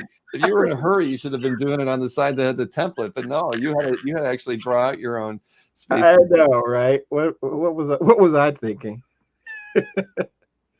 Uh, and hey, we're at 4:30 right now, and there was a question, and Joe and I had talked about this ahead of the show. Joe is doing some work, not necessarily not in comics right now. You're doing some children's book work right now. Children's book stuff. Yeah. But I had gotten a lot of inquiries ahead of the show. People were asking me, "Do you think Joe would be taking commissions?" And so, Joe, I mean, I don't want to speak for you, but Joe said, you know, maybe might take a few. I would say if people would like to send an inquiry, you know, send them to me. I'll pass them along to Joe, and I won't be involved with any commissions, but I'll at least put you guys in touch, and we can see if, you know, you guys can work it out. Because, you know, like I say, Joe, you've got 2. I think you said you're working on 2 book 2 projects children's books right now, right? Yeah. So, That's right. so you got work going on, but, you know, a commission here or there wouldn't be a terrible It'd be a thing. nice refresher because I do like to clean the palette, you know, with something random, you know. Sure. I think my career says that. Definitely with these cards. And Zach has stepped aside for Hoarder's Hide to pick up the Pair of Darkness cards at $4.75. So Awesome. thank you, Zach and Hoarder's Hide, for picking that one up. That, I think that was your second one, right? So nice, very, very nice. $4.75 for that one. All right, we're going to keep this thing rolling. We're going to move over to the next lot. I got to get over to that slide. Here we go. This is going to be lot 22, and that's how it looks on the on the single board. And first character is Cog, or Cogliostro. That's Cagliostro. Cogliostro. That's a mouthful. And I like Cog for short. It's kind of like, you don't go with Rodriguez, you go with JR. So Cog is what I'm going to call that card. And then this is a curse, is the character on this one. Wrist Rockets was the title on this card. So, you know, both fun. And again, you can see how the images are cropped, right? They really kind of take a little bit away from the piece based on how they were printed. So yeah, they kind of take a little of the balance of the piece off. Definitely. I mean, on here, I mean, you couldn't even, well, I guess you could tell it's a building, but you don't get to see too much of it in that one. Yeah, you don't get to see too much of the building, and you kind of, the moon's cropped off. Oh, that's true. I didn't even notice that. Let me go back over there. Yeah. You go, you get a little of it, but not a lot. Yeah. So, and yeah, these are Todd McFarlane. Are they both Todd McFarlane characters? Yes. Yeah, yes. They're from the one of the series. That was in. I think were they like some Spawn villains? Well, Marcus says more Spawn. So Marcus is our resident comic book encyclopedia. So I would trust Marcus on that one. So Alberto is at $300 on this piece. If we don't get another bid, we'll award this one to Alberto. And give it a couple seconds here. And again, nice pair of cards on this one. So all right, thank you, Alberto. We appreciate that at $300 for lot 22. Now, this might, I mean, when somebody told me the name of this character, I didn't believe it, but now I know. It's the truth. This is a character called Tiffany, and we've got Tiffany's on 2 of these. We've actually got another piece that has Tiffany on it, but these 2 are a pair of Tiffany's. We got this card's entitled Lance, and the other card was entitled Heavenly Agent. Yep. And so yeah, I mean, why not, you know, like Titania or Tiffany? That's but hey, you know, it's a very unique looking. There was a club night, there was a there was a dance, there was a promise made, and That's how every good story starts. Thank you, James. Yes, James Siegel starts singing. I think we're alone now in the chat. Well done, James. Well done. But I mean, I had never read any of these, so I forget. I had asked a couple different people to help me figure out what these cards were, and they said, "Oh, that's Tiffany," and I'm like, "Is that like who she is before she becomes the character?" And they're like, "No, that's the character's name." I'm like, the character's name. "Wow, that's a first." Yeah, so, you can see it in the card. You can see the parts that got cropped off in the card, in the full art. Yeah. So there you go. The rest of her leg and the rest of her lance got cropped off. Yeah, definitely. Let me look at the other one too. But yeah. I mean, well, they got to fit them somehow, I guess, right? But yeah, I mean, her right hand is cut off here practically. Yeah, I know. Yeah. Well, you got to fit them in somehow. So we're at 410. Well, Alberto is ahead. Mickey, you made a bid at 410 as well, but Alberto's came in a little bit earlier than.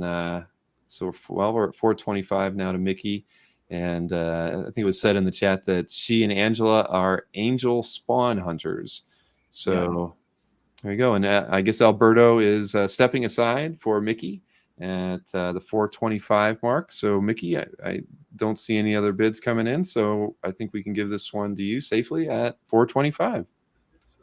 Awesome. Fantastic. Yeah. Thank you so much, Mickey. Really appreciate it. We've got, what we got here? 5 more of these. And this next one is a very interesting pair because it's got Tiffany on it. And so she's on the left card there. And what was it? Sigor, because I'm not looking at the card. I think is the name of the ape figure. So I'll go ahead and look at the details for both of these. This is a multi-power card. Again, not sure how that works in the world of card playing, but so it's not like one of the standard cards. And then this one was the 8th level strength card, and Sigor is the character on this one. Love the coloring on this one. Sigor's cool. Anytime I get to draw monkeys, I'm happy. I am. I love. I did an issue of Superman Annual where he got turned into a gorilla. Gorilla City had taken over the DC universe, and I got to do Superman as a gorilla, and that was like super fun. So yeah, a gorilla. So that's why I always talk about DC and why I can never get it, because Superman's always getting turned into an ape or a fish or you know what I mean? Or they're battling a giant ape. I mean, these just were unrealistic villains, but I mean, they made for good stories. I mean, they were definitely appealing. But for me, I don't know. I was grounded in reality as a reader. Yeah, well, at different points in my life, I was too. But the older I get, the more I'm going like, yeah, that sounds fun. That sounds fun. That's kind of how I got into doing the dinosaur children's book. I did a coloring book, and then I was talking to Scott Shaw, and he's a big dinosaur guy too. And so we collaborated to turn it into a full-on children's book. He did all the writing of the character, of the different dinosaurs, and so it was a lot of fun. Yeah, and I can say on this one, as everybody noticed before, like Joe had worked on the back of the card, not using the template, but this card was actually, the characters are in line with one another, because the other ones were slightly staggered, and this one is done on the template side of the card. So, and I didn't notice that, but because the next one's not, but then the one after that one is on the template side, so you kind of you sort of mixed it up a little bit. But but presentation wise, I mean, this is beautiful. I don't see I don't see any whiteout on it at all. But again, the fun thing is I can still see your pencils even underneath where like the heavy shadow work that's done in here. I mean, that's fun. It's nice. Yeah, it was every once in a while you get to do something different and I think I just enjoyed it. And Tiffany was fun to draw because she's just over the top, you know. Hoarder's Hide said if Joe followed directions, he wouldn't be who he is now.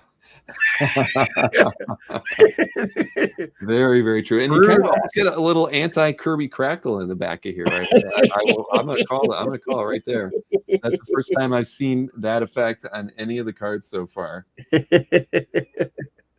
I love a little Kirby crackle. Yeah, that's a definite. A lot of people are very interested in this card. We're up to $1,200 from Zach Venery on this. Wow, piece. Awesome. So, it's a great duo. Oh, without question. I mean, the detail on the Sigor card is fantastic. I mean, all the cards have a lot of detail, but just as a character's costume, and like you said, an ape. Who doesn't love an ape, right? I mean, it's a beautiful card, and you get Tiffany. And you got some Jason hair on there, and like Jason does, I think I just fall in love with anytime I have a character with hair. It's like Jason has to do the ink. He has to ink the hair. He's so good at it. Yeah, these are gorgeous. And I see like you said, he did Rodriguez on this one. Yeah, no, I kind of like that. I do too. That one actually, I kind of like it. It might spell out something else if you kind of like read it in different directions. But so we're at $1,300 on this 11x17 pair of cards. $1,310 from John. Amazing. John Keffer. Yeah, these are absolutely stunning. This pair. Whoever ends up with this one is going to be very happy. I can tell. But yeah, and it was on this one, it's like the Tiffany card. You could tell when it was printed because it was full, so nothing was cropped off on it too. Yeah, well, the thing with the Tiffany card in the card, it covered up the power numbers, kind of covered up her weapon, and so you can actually see the full blade in that. So it's kind of cool. Very true. Well, we're at $1,335 on this one. I just say that, and now we're up to $1,360 after OP Fanatic had put in a $1,350 bid. So John Keffer, yeah, John put in a $1,360 bid. That's amazing. That was my old hard good. It does. Now, I'm just out of curiosity. Well, OP Fanatic has come back at $1,375. So, did you get the artwork for these cards back like right away, or was this something? No, I got the artwork for these cards back probably like 3 years ago. Okay. Yeah. Wow. So literally 20 plus years went by. Yeah. And wow, that's amazing. Yeah, it took a while for them to come back, but But I mean, the sheer amount of work that they produced at that time when I was there, I'm just glad they came back at all, because there was a lot of people doing those cards and stuff. Yep. Nope, you're absolutely right. So where are we at now? We're at 1410. Let's see. And Dave Kopecki notes the old Wildstorm Fine Arts Group found all the art and returned it to a bunch of the guys a few years ago. Oh, fantastic. Yep, that was it. Yeah, that was when I got this stuff back. Yeah, and that's we were talking about that even with the Quantum 5 stuff that was done so long ago, and yet it just found its way back to you, just recently, even though it was done 20 years ago. So it's good. It really is. It's so weird to think that was like 20 years ago. It's like, wow, it's so. Because it makes you, like, wow, I've been doing this for a long time, but at the same time, you're like,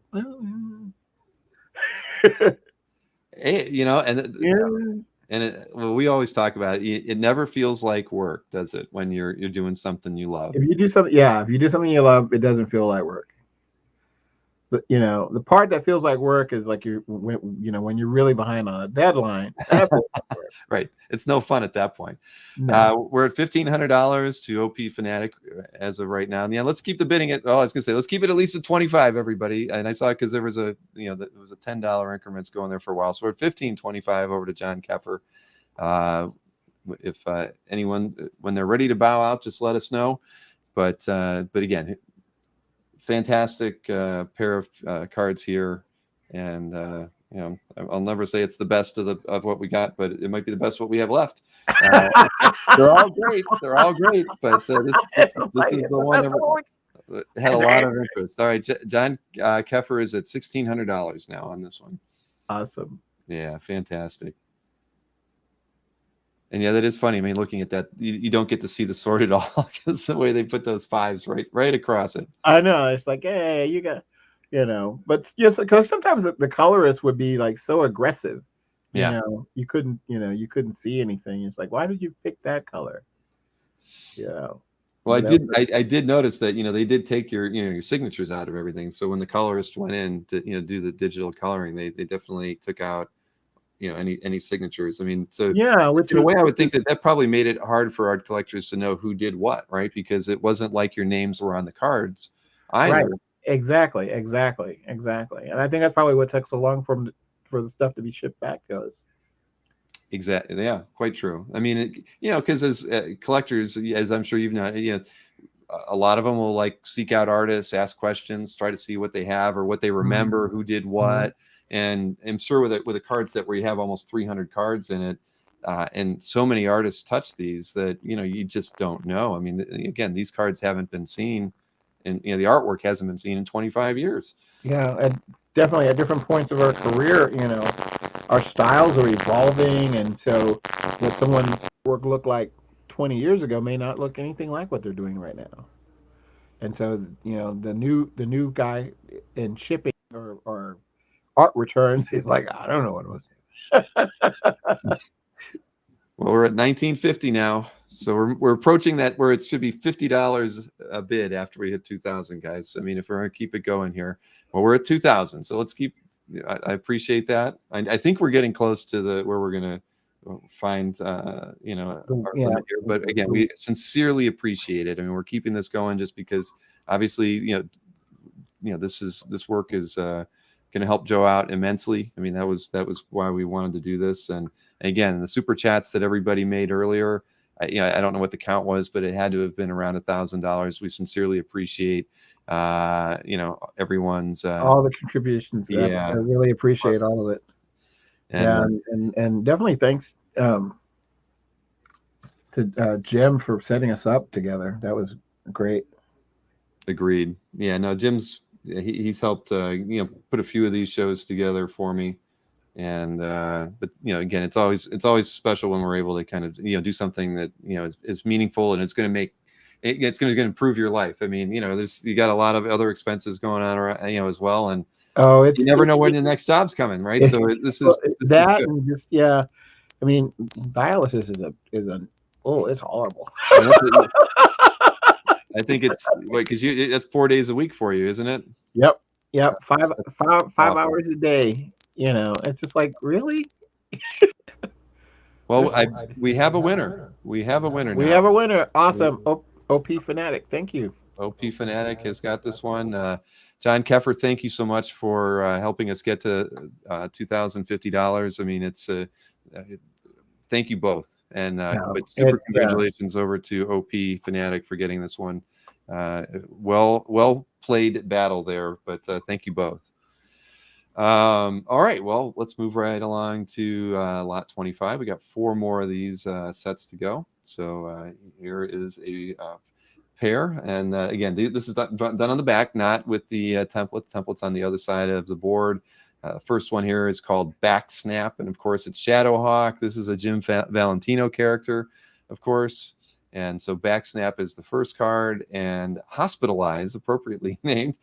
Clearly that's where that guy's going. And, you know, and Shadowhawk as well on this one. So a pair of fun cards, and, you know, two thugs that are definitely not going back or into the fight anytime soon. So, I mean, it's funny. I mean, they literally came to you and said, Back Snap and Hospitalized. Just yeah, you know, and yeah, it's like, make him look like Wolverine, but not exactly like Wolverine. Exactly. So yeah, no, that's fun. I mean, and again, you know, Valentino was one of the guys, you know, that broke off. I mean, that's why Marvel and whatnot had to come back and get help from these other, you know, Image and whatnot, because he took all the good talent, all the people, you know, got siphoned away and were working on side projects and stuff. And so, you know, I always love Valentino's work. And this is, you know, it was a fun character, fun stories. A World of Wildstorm is our lead bidder right now at 330. So thank you for that. But yeah, I love it. You know, he's so quick. I mean, you can't even see his fist. Oh yeah, no, he's really fast. And I like the way he did the clouds in the background. It's got a city kind of little cross hatching with the little dot. Like that was, I think that's Richard Friends too. Yeah, I was gonna say both of these are not signed. So I mean, it could be Yeah. Richard, although the one on the right looks like it could be JR's work, but you're right. I mean, that's a Yeah. definite different inking style than we've seen on any other Yeah, card. it could be, or it could be a totally different guy. It's hard to tell because I do see all these little lines, which reminds me of Richard's stuff. Yeah, because look at the beard on that one guy there. That's some Richard Friends. Yeah, there's a lot of fine detail in that. Yeah, jacket. yeah, and especially look at the shirt, all the little crosshatch. That's insane. Yeah, that's Richard. If you use the word insane when you're talking about inking, then it has to be Richard Friend. Yeah. Let's see. We don't know who Tony is on there. We don't know, but there's no area code, so you can't call Tony right now. You can't call Tony, you know. It could have been Tony Harris. But that number probably, that was over 20 years ago. He's moved. Well, we got 375 from World of Wildstorm, and I don't see any other bids on that one, so we're going to call this one World of Wildstorm. Congrats, back in the hunt with that one. So thank you for that. We've only got what do we got? 3 more to go. Now this is a special one, everybody. You know, you probably thought there was no spawn art in all of the pieces because I previewed all this stuff, right? But maybe somebody had it, was eagle-eyed and actually looked really closely at one of these pieces, because there's not one, but 2 spawns in this next, in the first image in this next pair.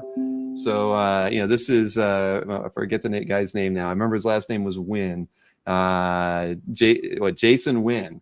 So you can see in that first card, you get 2 images of spawn on the back of here, drawn by Joe Phillips and Jason Rodriguez. Yeah, so I can switch over to the details on those. So you can see it is spawn. It's not, and I was shocked. It was funny when I didn't even notice it myself until I was making the slide today. I was like, oh, well, that's cool. Yeah.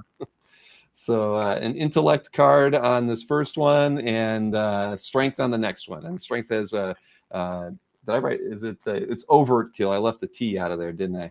So that's what I get for not proofing what I type. But so this is lot 26. You get overt kill, and you get Jason Wynn on that one. Yeah, overt kill and his insane chain, block chains around his wrist. That was a lot of it. Yeah, I see that. I mean, that looks pretty complicated to put together. Yeah, that was probably one of those things where I just sat there, I was like, this will take longer than the entire drawing. It looks like it to get it right. Yeah. Because you can't fake that, No, you have to draw them all out, draw them all out. And Jason was a trooper, and he inked all of that. Oh, here you go. See, yeah, there is a prelim drawn on the back. You had him like holding a gun maybe first. I don't know, but for whatever reason, it had the 2 artworks on the back, even when you were doing a prelim for it. So, or at least it looks like the 2 paintings were hanging on the wall behind. Yeah, well, I wanted. Yeah, I think he was both. He was like, "Oh, that spawn, I'm gonna get him," kind of a thing, and so. He had some those little photos of it, or I don't know if they're photos or video screens. Yeah, I can't. Well, let's see. Let's switch over to that one, and maybe we can tell if it's if it looks kind of No, well, see, they look like wood frames, so who knows? Paintings. Why would he have paintings of Spawn? And why is he burning money? Look at it, Because he burning rich like 50. that. Yeah, he just money don't mean nothing to him. He rich. So he Yep. just he just burns $50 bills periodically. And it looks mad. Yeah, He's a cocktail in one hand and a that is whiskey funny. in the other. I don't, that is definitely something that one of the editors told me. I mean, because there's no way I could just randomly think of adding a flaming $50 bill. Right. They had to say this is what it needs. So Yeah. Overtime Productions is at 320. I'm not seeing any other bids coming in. So if I don't see one in the next 2 seconds, I might as well give this one to Overtime Productions. And you're right, Southern Comic Geek. Mr. Wynn is an art collector. That's just like all of you. So I'm giving this one to Overtime. Thank you very much, Awesome. Overtime. And good pickup there at 320. Put that one aside. Let's see. Let me get to the next one here. So here we go. We got that one up on the screen. We've got what was that? We've got Twitch on one side, and Ian Nottingham is the card on the other side. This one's using the template side of the board, so they're drawn evenly. Not one staggered over the other one. So this is a strength card. Is the Twitch card, and great perspective there. Look at the size of that gun. And and on the here we go on the Ian Nottingham one. I guess this is what is it? Oh, it's an energy card. Okay, fantastic. So we got those two there as well. And Zach Venery has thrown his hat in the ring at 150. So again, this is the second to last of the CCG cards sets that we've got tonight. And thank you everybody who's gotten us to this point. I mean, the bidding's been fantastic, and I like the fact that we've got a lot of people that won cards tonight too. These are going to a lot of different collectors, and congrats to you all, because that's the goal. It's always nice to have a lot of collectors walking away with art, and these are great. And again, you can see Joe's pencils in pretty much all of these. Even if it was erased on some of them, you can still see where the pencil work was done on this. I mean, this is what you want when you're buying original art. So these are fantastic. And I think there's like the only rare time we actually wrote the character names right beside them. And hey, thank you, Ken Carter, for the super chat that's going towards a hero donation for distinctly for Joe. So thank you for adding to the donation chat donation total. We appreciate the super chat for that. It's very well. We just can't tell you how much we appreciate it. Indeed. You guys have been just like a breath of fresh air. Just this has been a great evening. Absolutely. So again, I'll just show both cards one last time so you can see the pair together. And we're at 220. No other bids come in. Then this one will be going to Zach. And yep, calling it. Thank you so much, Zach. And writing that one down there at 220. All right. So last and certainly not least on this one, this is lot. Oh, let me get over here to lot 28. Pair cards. These are done on the side with the template, so they're spaced out appropriately. We've got Curse on the left and Redeemer on the right, and both of these are absolutely fantastic. I mean, if we look at these, I mean that one we lose a little bit on the left and right, but because it doesn't have a border on it, I mean it makes for a nice card. So it's a fighting card here for Curse. And I think the other one, it was an energy card. Level 8 on this one for Redeemer, but really fun. And I mean, even the coloring was done nice on these. I mean, we always love seeing the pen and ink work, but that's not. I like the way the flames were done on that one. Kind of just. Oh yeah, with the color hole. That's that was at the time in the 90s when they could do color holes, because they were doing color. That wasn't like cut rubylith and things like that. So they were experimenting a lot with energy effects and stuff. So it was just like all the characters that have really cool, energy. Exactly. But yeah, no, these are a pair of nice cards. I really, again, as far as like getting a full figure character, you're pretty much getting that on both of these, and they're gorgeous. They really are. What do we got? Nick Venery is our top bidder at the moment at $550 for this pair.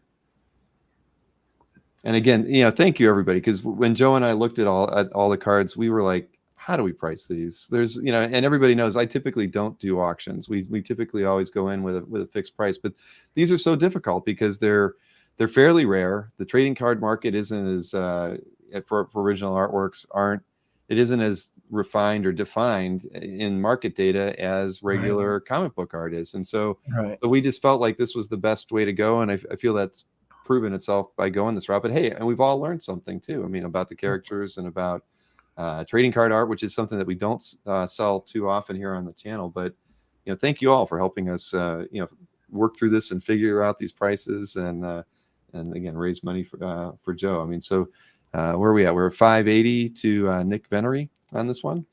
He was raising a bid from Paul. So we'll go another 10 seconds here. If we don't get the market will be out, says Orders. It's true. There just is not a lot of market data out there on card art, unfortunately. Yeah, and there's so many different types of card art that was out there too. Mm-hmm. Well, like you were talking about painted card art sets and things. Yeah. A lot of those that came out in the 90s. There were a lot of masterpiece painted sets and stuff like that. Oh yeah, I mean, you think about the Marvel Masterworks, and that Jusco did in the mid 90s, and they just did that huge Kickstarter for them.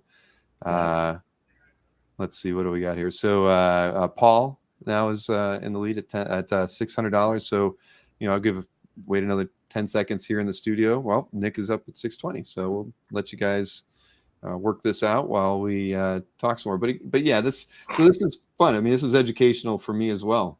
And look, guys, there's even some bricks in here. We talk about bricks a lot. There's even some bricks. Yeah, like 2 years ago, we were looking at a piece of Spider-Man artwork, like a cover, or a John Romita Sr. cover or something like that, and it was for a high price. And one of the people who were doing the recap of the auction with me said it had to have been because of all those bricks, because it was like a huge brick wall with all these characters on it. But and I was like, but the characters are so small, and the guy was like, it's because of all those bricks, Bill, that made that. So whenever we see an artwork with bricks on it, we highlight it. So bricks in my art now. Yep. So Paul has tapped out on this one, and Nick Venery has gotten the piece at $620. Thank you so much, Nick. I really appreciate that. Fantastic. That worked out really, really well. Thank you everybody for these. We got through the cards. It took a little longer than I thought, but I mean, again, we had a couple of good battles there with the bidding process, and again, I think we have at least out of those 28 lots, we've got to have at least 15 distinct winners here. So kudos to everybody for helping us get to this point. So we sincerely appreciate it. Now we do have a few other pieces of art to sell, and the odd pieces that are the remnants. Yes. But you've had these for a while, and maybe before we jump into this next, we have two pieces here from Heretic. So why don't you tell us a little bit about Heretic before we show the artworks? Okay, yeah. Well, Heretic was a comic book I did for our imprint Blanc Noir over at Dark Horse, and he was sort of like this character that was a balance between the forces of good and evil, kind of a thing, of course. And we did a 4-issue miniseries, which was a lot of fun. And the character started off as sort of like a highwayman type of character, red cape and hood with the guns and stuff. But then he became sort of this angelic, half demon character toward the end of the book. So it was a very interesting ride, and I think I was going through some emotional questions at the time, and so the character became sort of the voice of that. Finding that balance between the baser instincts and what you should be doing. And that was the character. And I think the work that the printing that they did on over there at the time was just really amazing, because it was better than just like the regular, in my opinion, Marvel and DC stuff at the time. Because that was a Dark Horse. Yeah, Or- because it was a smaller press, so they didn't, they weren't like printing, hundreds of thousands of copies. So, if they did like a 40,000 or 50,000 print run, it just was a lot. They went with a little bit higher paper grade, or Mhm. it just was, it just felt better, and so then a few years later, after it had been out, probably about 10 years later, IDW put it out there again, and I think we added some new pages and some new pinups. Different artists did pinups and stuff for it, and we put it back out again as a what do you call it? Graphic novel. Sure. Yeah. And hey, I miss Craig Hamilton is in the chat, or was at least a little bit ago. Oh yeah, hey Craig. Nice to have you in the chat, Craig. Love your work. Yeah, Craig did a piece in that book too. Yeah. Oh, really? Yeah. Oh, in the IDW book? Yeah, in the IDW collection? book. Yeah, he did a pinup in there. Okay. Yeah, he was also, when we were talking earlier, it's like, he was one of the first artists in my age group that I met when I went to the Jim Shooter roast. Mm-hmm. He was there doing Aquaman, and just blew me away. I was just like, okay, this is something, that's achievable. I'm like, Craig's work, especially his color work, is unmistakable when you see it. oh yeah, He has just a sensibility in characters that you just know his work when you see it. I've yeah. his work. Yeah, one of the things really nice is that his color pencil stuff was what inspired me to do that the covers for the Heretic. Oh, okay. Yeah, because he taught me a whole lot of how to handle the Prismacolors and colored paper and all this kind of stuff. And I was like, it was like my brain was about to explode. So I wanted to do something, and since I kind of got Heretic was that thing, you get to do what you want to do. So I'm like, well, let's do that. Well, you had two good people to learn. You like you said, Stelfreeze and Craig. I mean, two guys very, very good at color theory and work really well in those in that area. So yeah, that's cool. So the two pieces we have, we're not doing auctions on these. They're fixed price pieces, and I kind of put them in wrong order. I actually have the IDW piece first before the Heretic piece, but now the first piece we're going to show, so it was done as a 4-issue miniseries with Dark Horse, and then IDW essentially reprinted the 4 into a collection, and also then had new artworks created for that collection. And the piece that we're going to show here, well, I've got it in my hand, but I'll actually pull it up on the screen here so we can see it. So anybody that wants to claim it, this is lot 29, and we've got it priced at $500. It was a pinup published in that IDW collection, and it's on 11 by 17. There's I'm just trying to look and see. I mean, the ink work on this thing is gorgeous. There's a little bit of I actually inked that one. Okay, and then you put like a little bit of white paint to kind of highlight the edges here to kind of give it a little bit more detail. It looks like just a little bit in this in the thing on his hand, but yeah, other than that, it's even up here, I guess. And the logo, it's a little bit of maybe a little bit of white paint as well. Yeah. And we've got a claim, Jerry Bourne. Oh, Jerry, awesome! Thank you so much. I really appreciate that. It's a beautiful, beautiful piece. Yeah, I think we even did a short run of T-shirts with that image on it when it came out. Oh wow! Yeah. So there you go. So Jerry, it was published twice at least as on a T-shirt and as part of the IDW collection.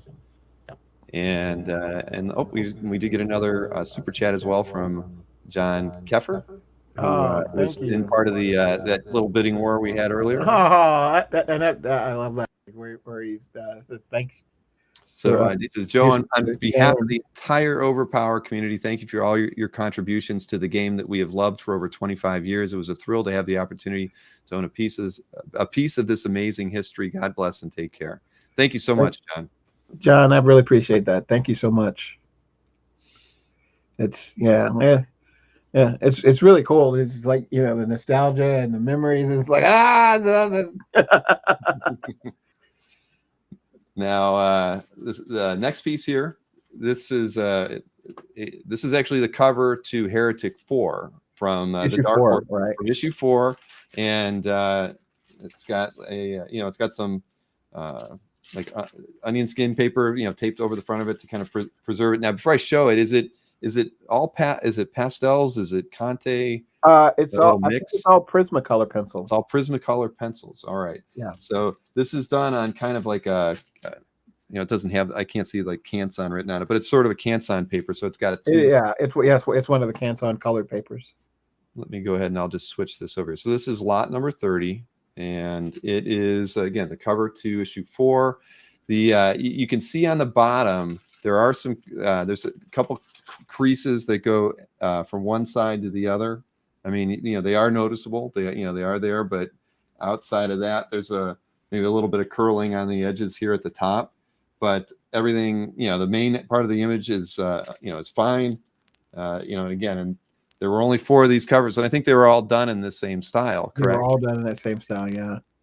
Yeah, I mean that's and the colors. I mean, like here they're printed. We have a claim on this one from Ilya. Thank you. They look a little dark, but when you get it in hand, yeah, it's a lot brighter. It's a lot more, Yeah, I had a hard time scanning this. I mean, I scanned it and I tried to color correct it, and I just couldn't get it right because it does feel a little dark, but at the same time, when I had the overhead lights on it, it lit up better. You could say it's not dark, and it's beautiful. I love like kind of the Gustav Klimt kind of feel. Yeah, that's what you were going for.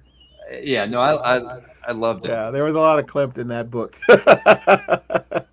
Well, I mean, you know what? Again, one of my all-time, him and Egon Schiele. I mean, favorite artists from that period. So, well, Ilya, congratulations on this one. I mean, it really is nice. And again, a piece of history. Part one, one of Joe's creations, and it's just amazing that you still had the artwork. Joe. Yeah, I was surprised too. But yeah, this is it's beautiful, and I didn't even get to. I feel like Anthony Snyder. We have him on the show. He never measures anything, but this was, I knew it was a little taller, so it was 18 by 11.5. So congrats, Ilya, on that pickup. Now we only have 2 more things to sell here. Now this next one, and actually let me switch one thing here. There we go. Let me just take the image off for us. But the next piece is from Legion of Superheroes. It was like annual 4, and I forget what the year is. It's a mid 90s ish sort of thing. There's a character called Jam. I think anybody who's a Legion of Superheroes fan knows all about the character named Jam. I mean, if you read it, there's there's plenty of articles written about Jam. It's 2 M's, by the way. But this piece was undoubtedly the character study for Jam. So even before, because when Joe drew it, he actually wrote Jam on it, but he only has 1 M. But when the character appeared in Annual 4, it was like Volume 4, Annual 4. Jam was with 2 M's, and the Jam had the power of persuasion in all kinds of illicit ways. So again, but anybody who's a Legion of Superhero fan will probably remember that. There are a few dings on the page, and I'll highlight that when I bring up the slide here so you can see it. But Jam on it, yes, exactly, Jeff. So here's the piece. It's just priced at $250. In the corner up here, there are some dings in it that could easily be flattened out. I mean, if I hold it this way, you can kind of see where it is. There's like a crease that comes in about 2 inches here, and Mickey has claimed this one. Mickey is a Legion fan in many ways. So well, thank you, Mickey, so much. And Nick, sorry you came in just a hair after Mickey on that one, but again, a really fun piece. and as Joe said, now it's stamped on the back with a DC stamp of 2001. But Joe didn't get this back till who knows when. But you know, this was done as part of the character design for that book, that Legion Annual 4, which came out again, I think it was 95, 96, somewhere around in there from my research. So congrats on picking this one up, Nikki. It's good, and you've added to your haul because you got lot 23 earlier as well. So fantastic. Yeah, Jam was a very interesting character. Yes. And he wore jams. He did. Exactly. Oh man, I tell you what, there was a time when we were all wearing those jams. That was ridiculous. They were so big. Yes. They were so big. See, but I was a poor artist at the time, thinking I was going to become an artist. So I didn't have any jams, but yes, congrats to Mickey on that. Now, this next final lot that we have. Now, this is a very interesting set that we have here. There's actually 18 pieces of art, and we're going to be offering it as a set. I mean, we'd like to sell it as a set rather than breaking it up, but we'd certainly consider that if people are interested in that. But a set is really the way we'd like to go with it. This is from I forget the year now. I should have written it down, but it's from a group team, a team that was called Quantum 5, and so pretty much, Joe, why don't you tell the story on this, because I think you said they'd already gone through 3 books. Yeah, We had 3 stories worked out. Yeah, Issue 1 was almost completed as far as being Axis Comics, and Axis Comics was a new comic company with Larry Stroman had started, and me and several other artists, we went over to do our own imprint book, and I was doing one called Quantum 5, and we'd done a get to know the character type book. It was like it was like an anthology that had 4 of the different books that they were going to be releasing that year, and Quantum 5 was one of them. And we put that in there, and we took it around to all the pre-shows, and we were getting a lot of traction for the buyers to buy the issues and stuff. So I had finished issue 1. I was working on issue 2. It was sent to the colorists.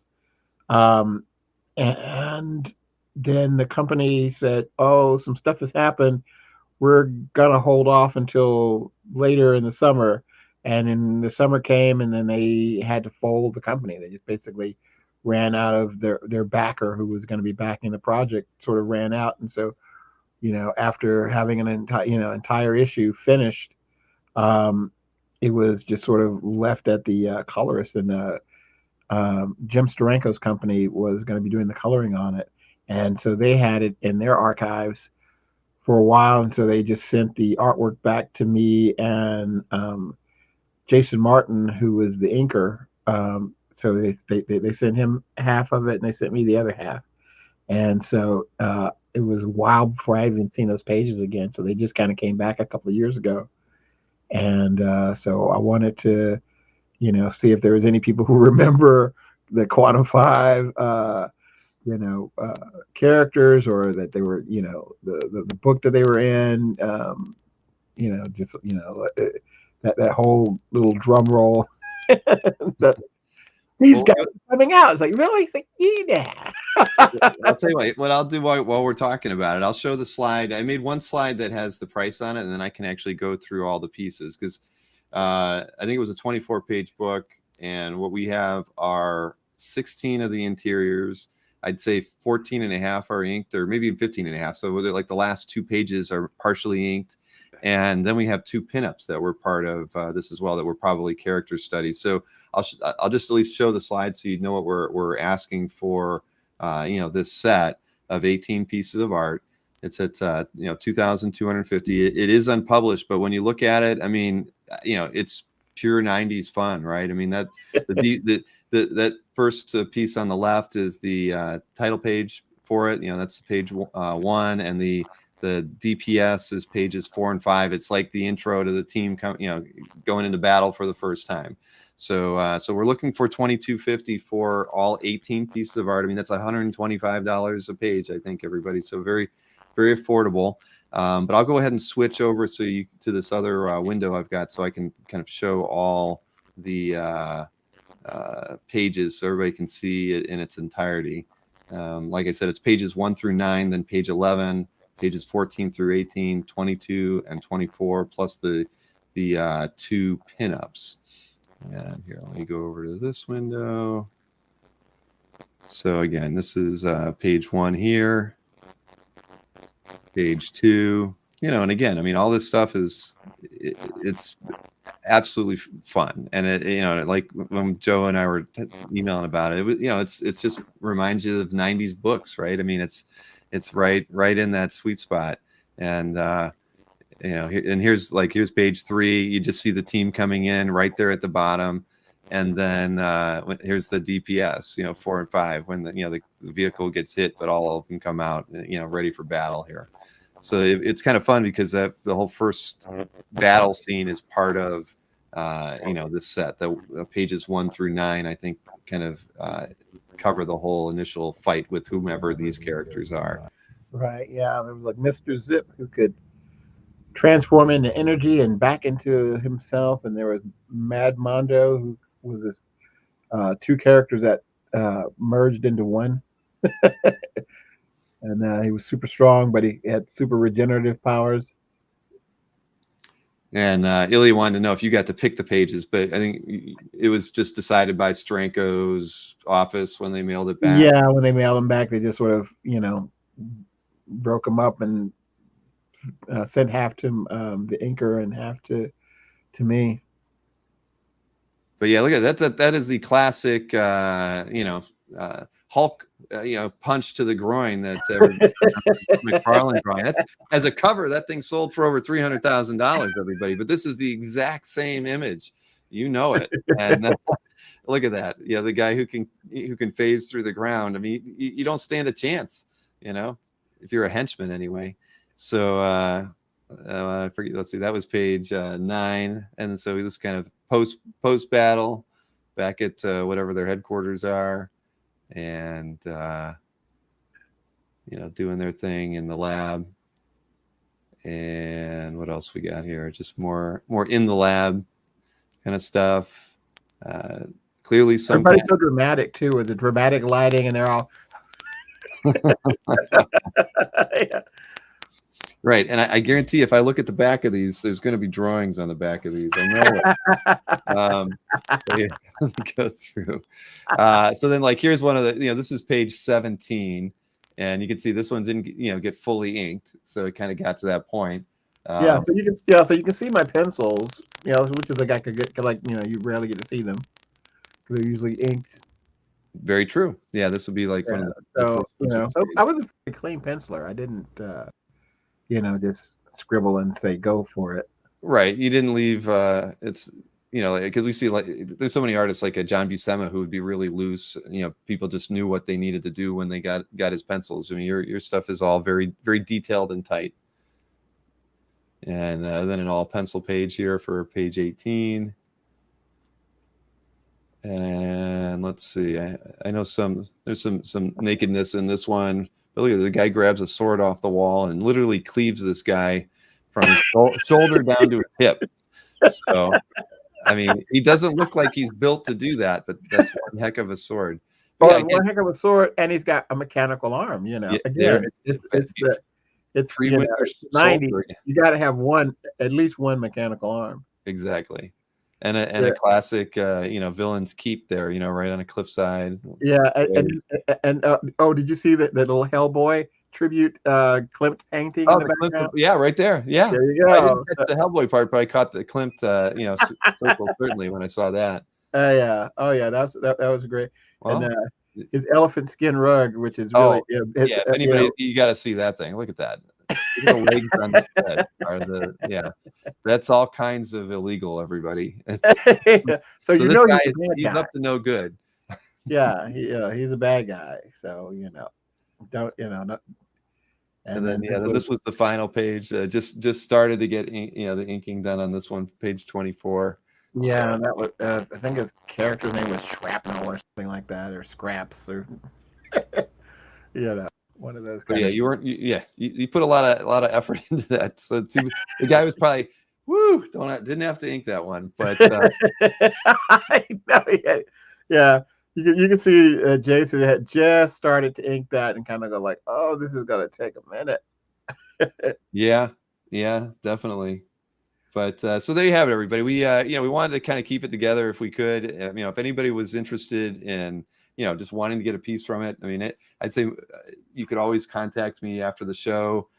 Clearly, this is the only thing that we haven't sold at the moment. So Yeah, if you wanted to see any of the scans, I'd be happy to send them out. If you wanted to get, I think when Joe and I talked, we figured most of the pieces would be in that $100 to $125 range. That's why we came up with the $125 as a price. But maybe the DPS at $250. So anybody interested in any of these, please let me know.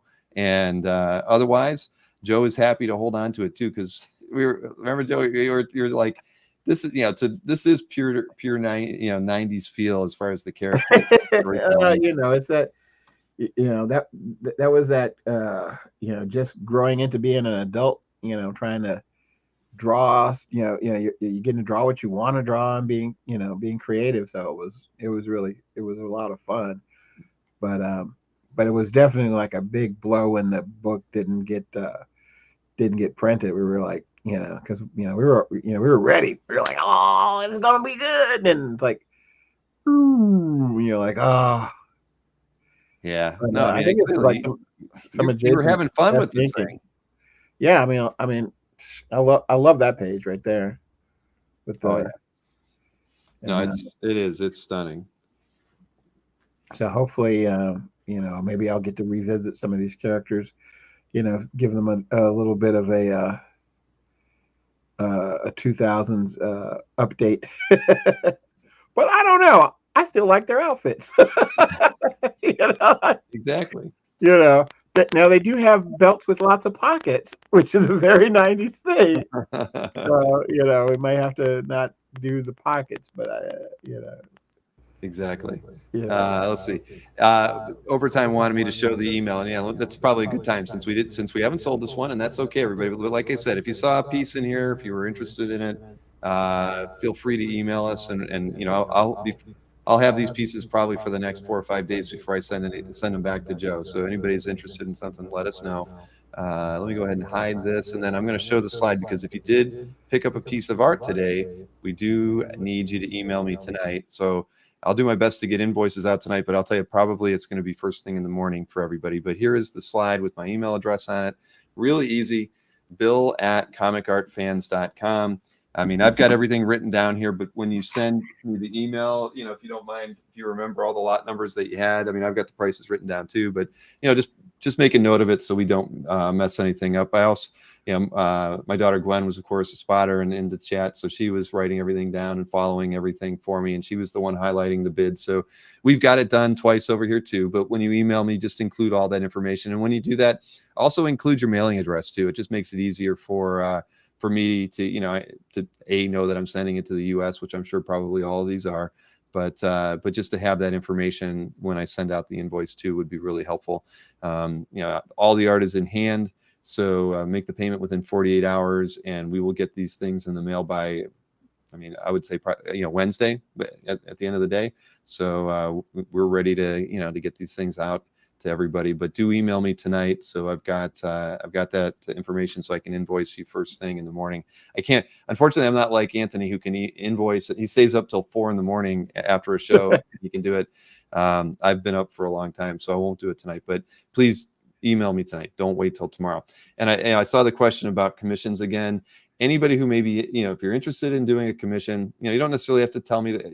I'm not going to be managing them for Joe, but send the email to me, and I will pass those along to Joe. And then if Joe's available and is interested, he'll certainly shoot you an email, and you'll work directly with Joe on those things. And and again, I'm curious. Yeah, I'm really curious to see that the work that you're doing now. But I'm sure you would love, like you just said, you're looking for variety. get something different. Yeah, into I your like variety. I'm always trying to come up with something that's a little bit different than what I've normally done, just so that keeps it fresh. Because I mean, I know some people who've been doing the same thing for 40 years, and it looks it's not bad, but it hasn't got any.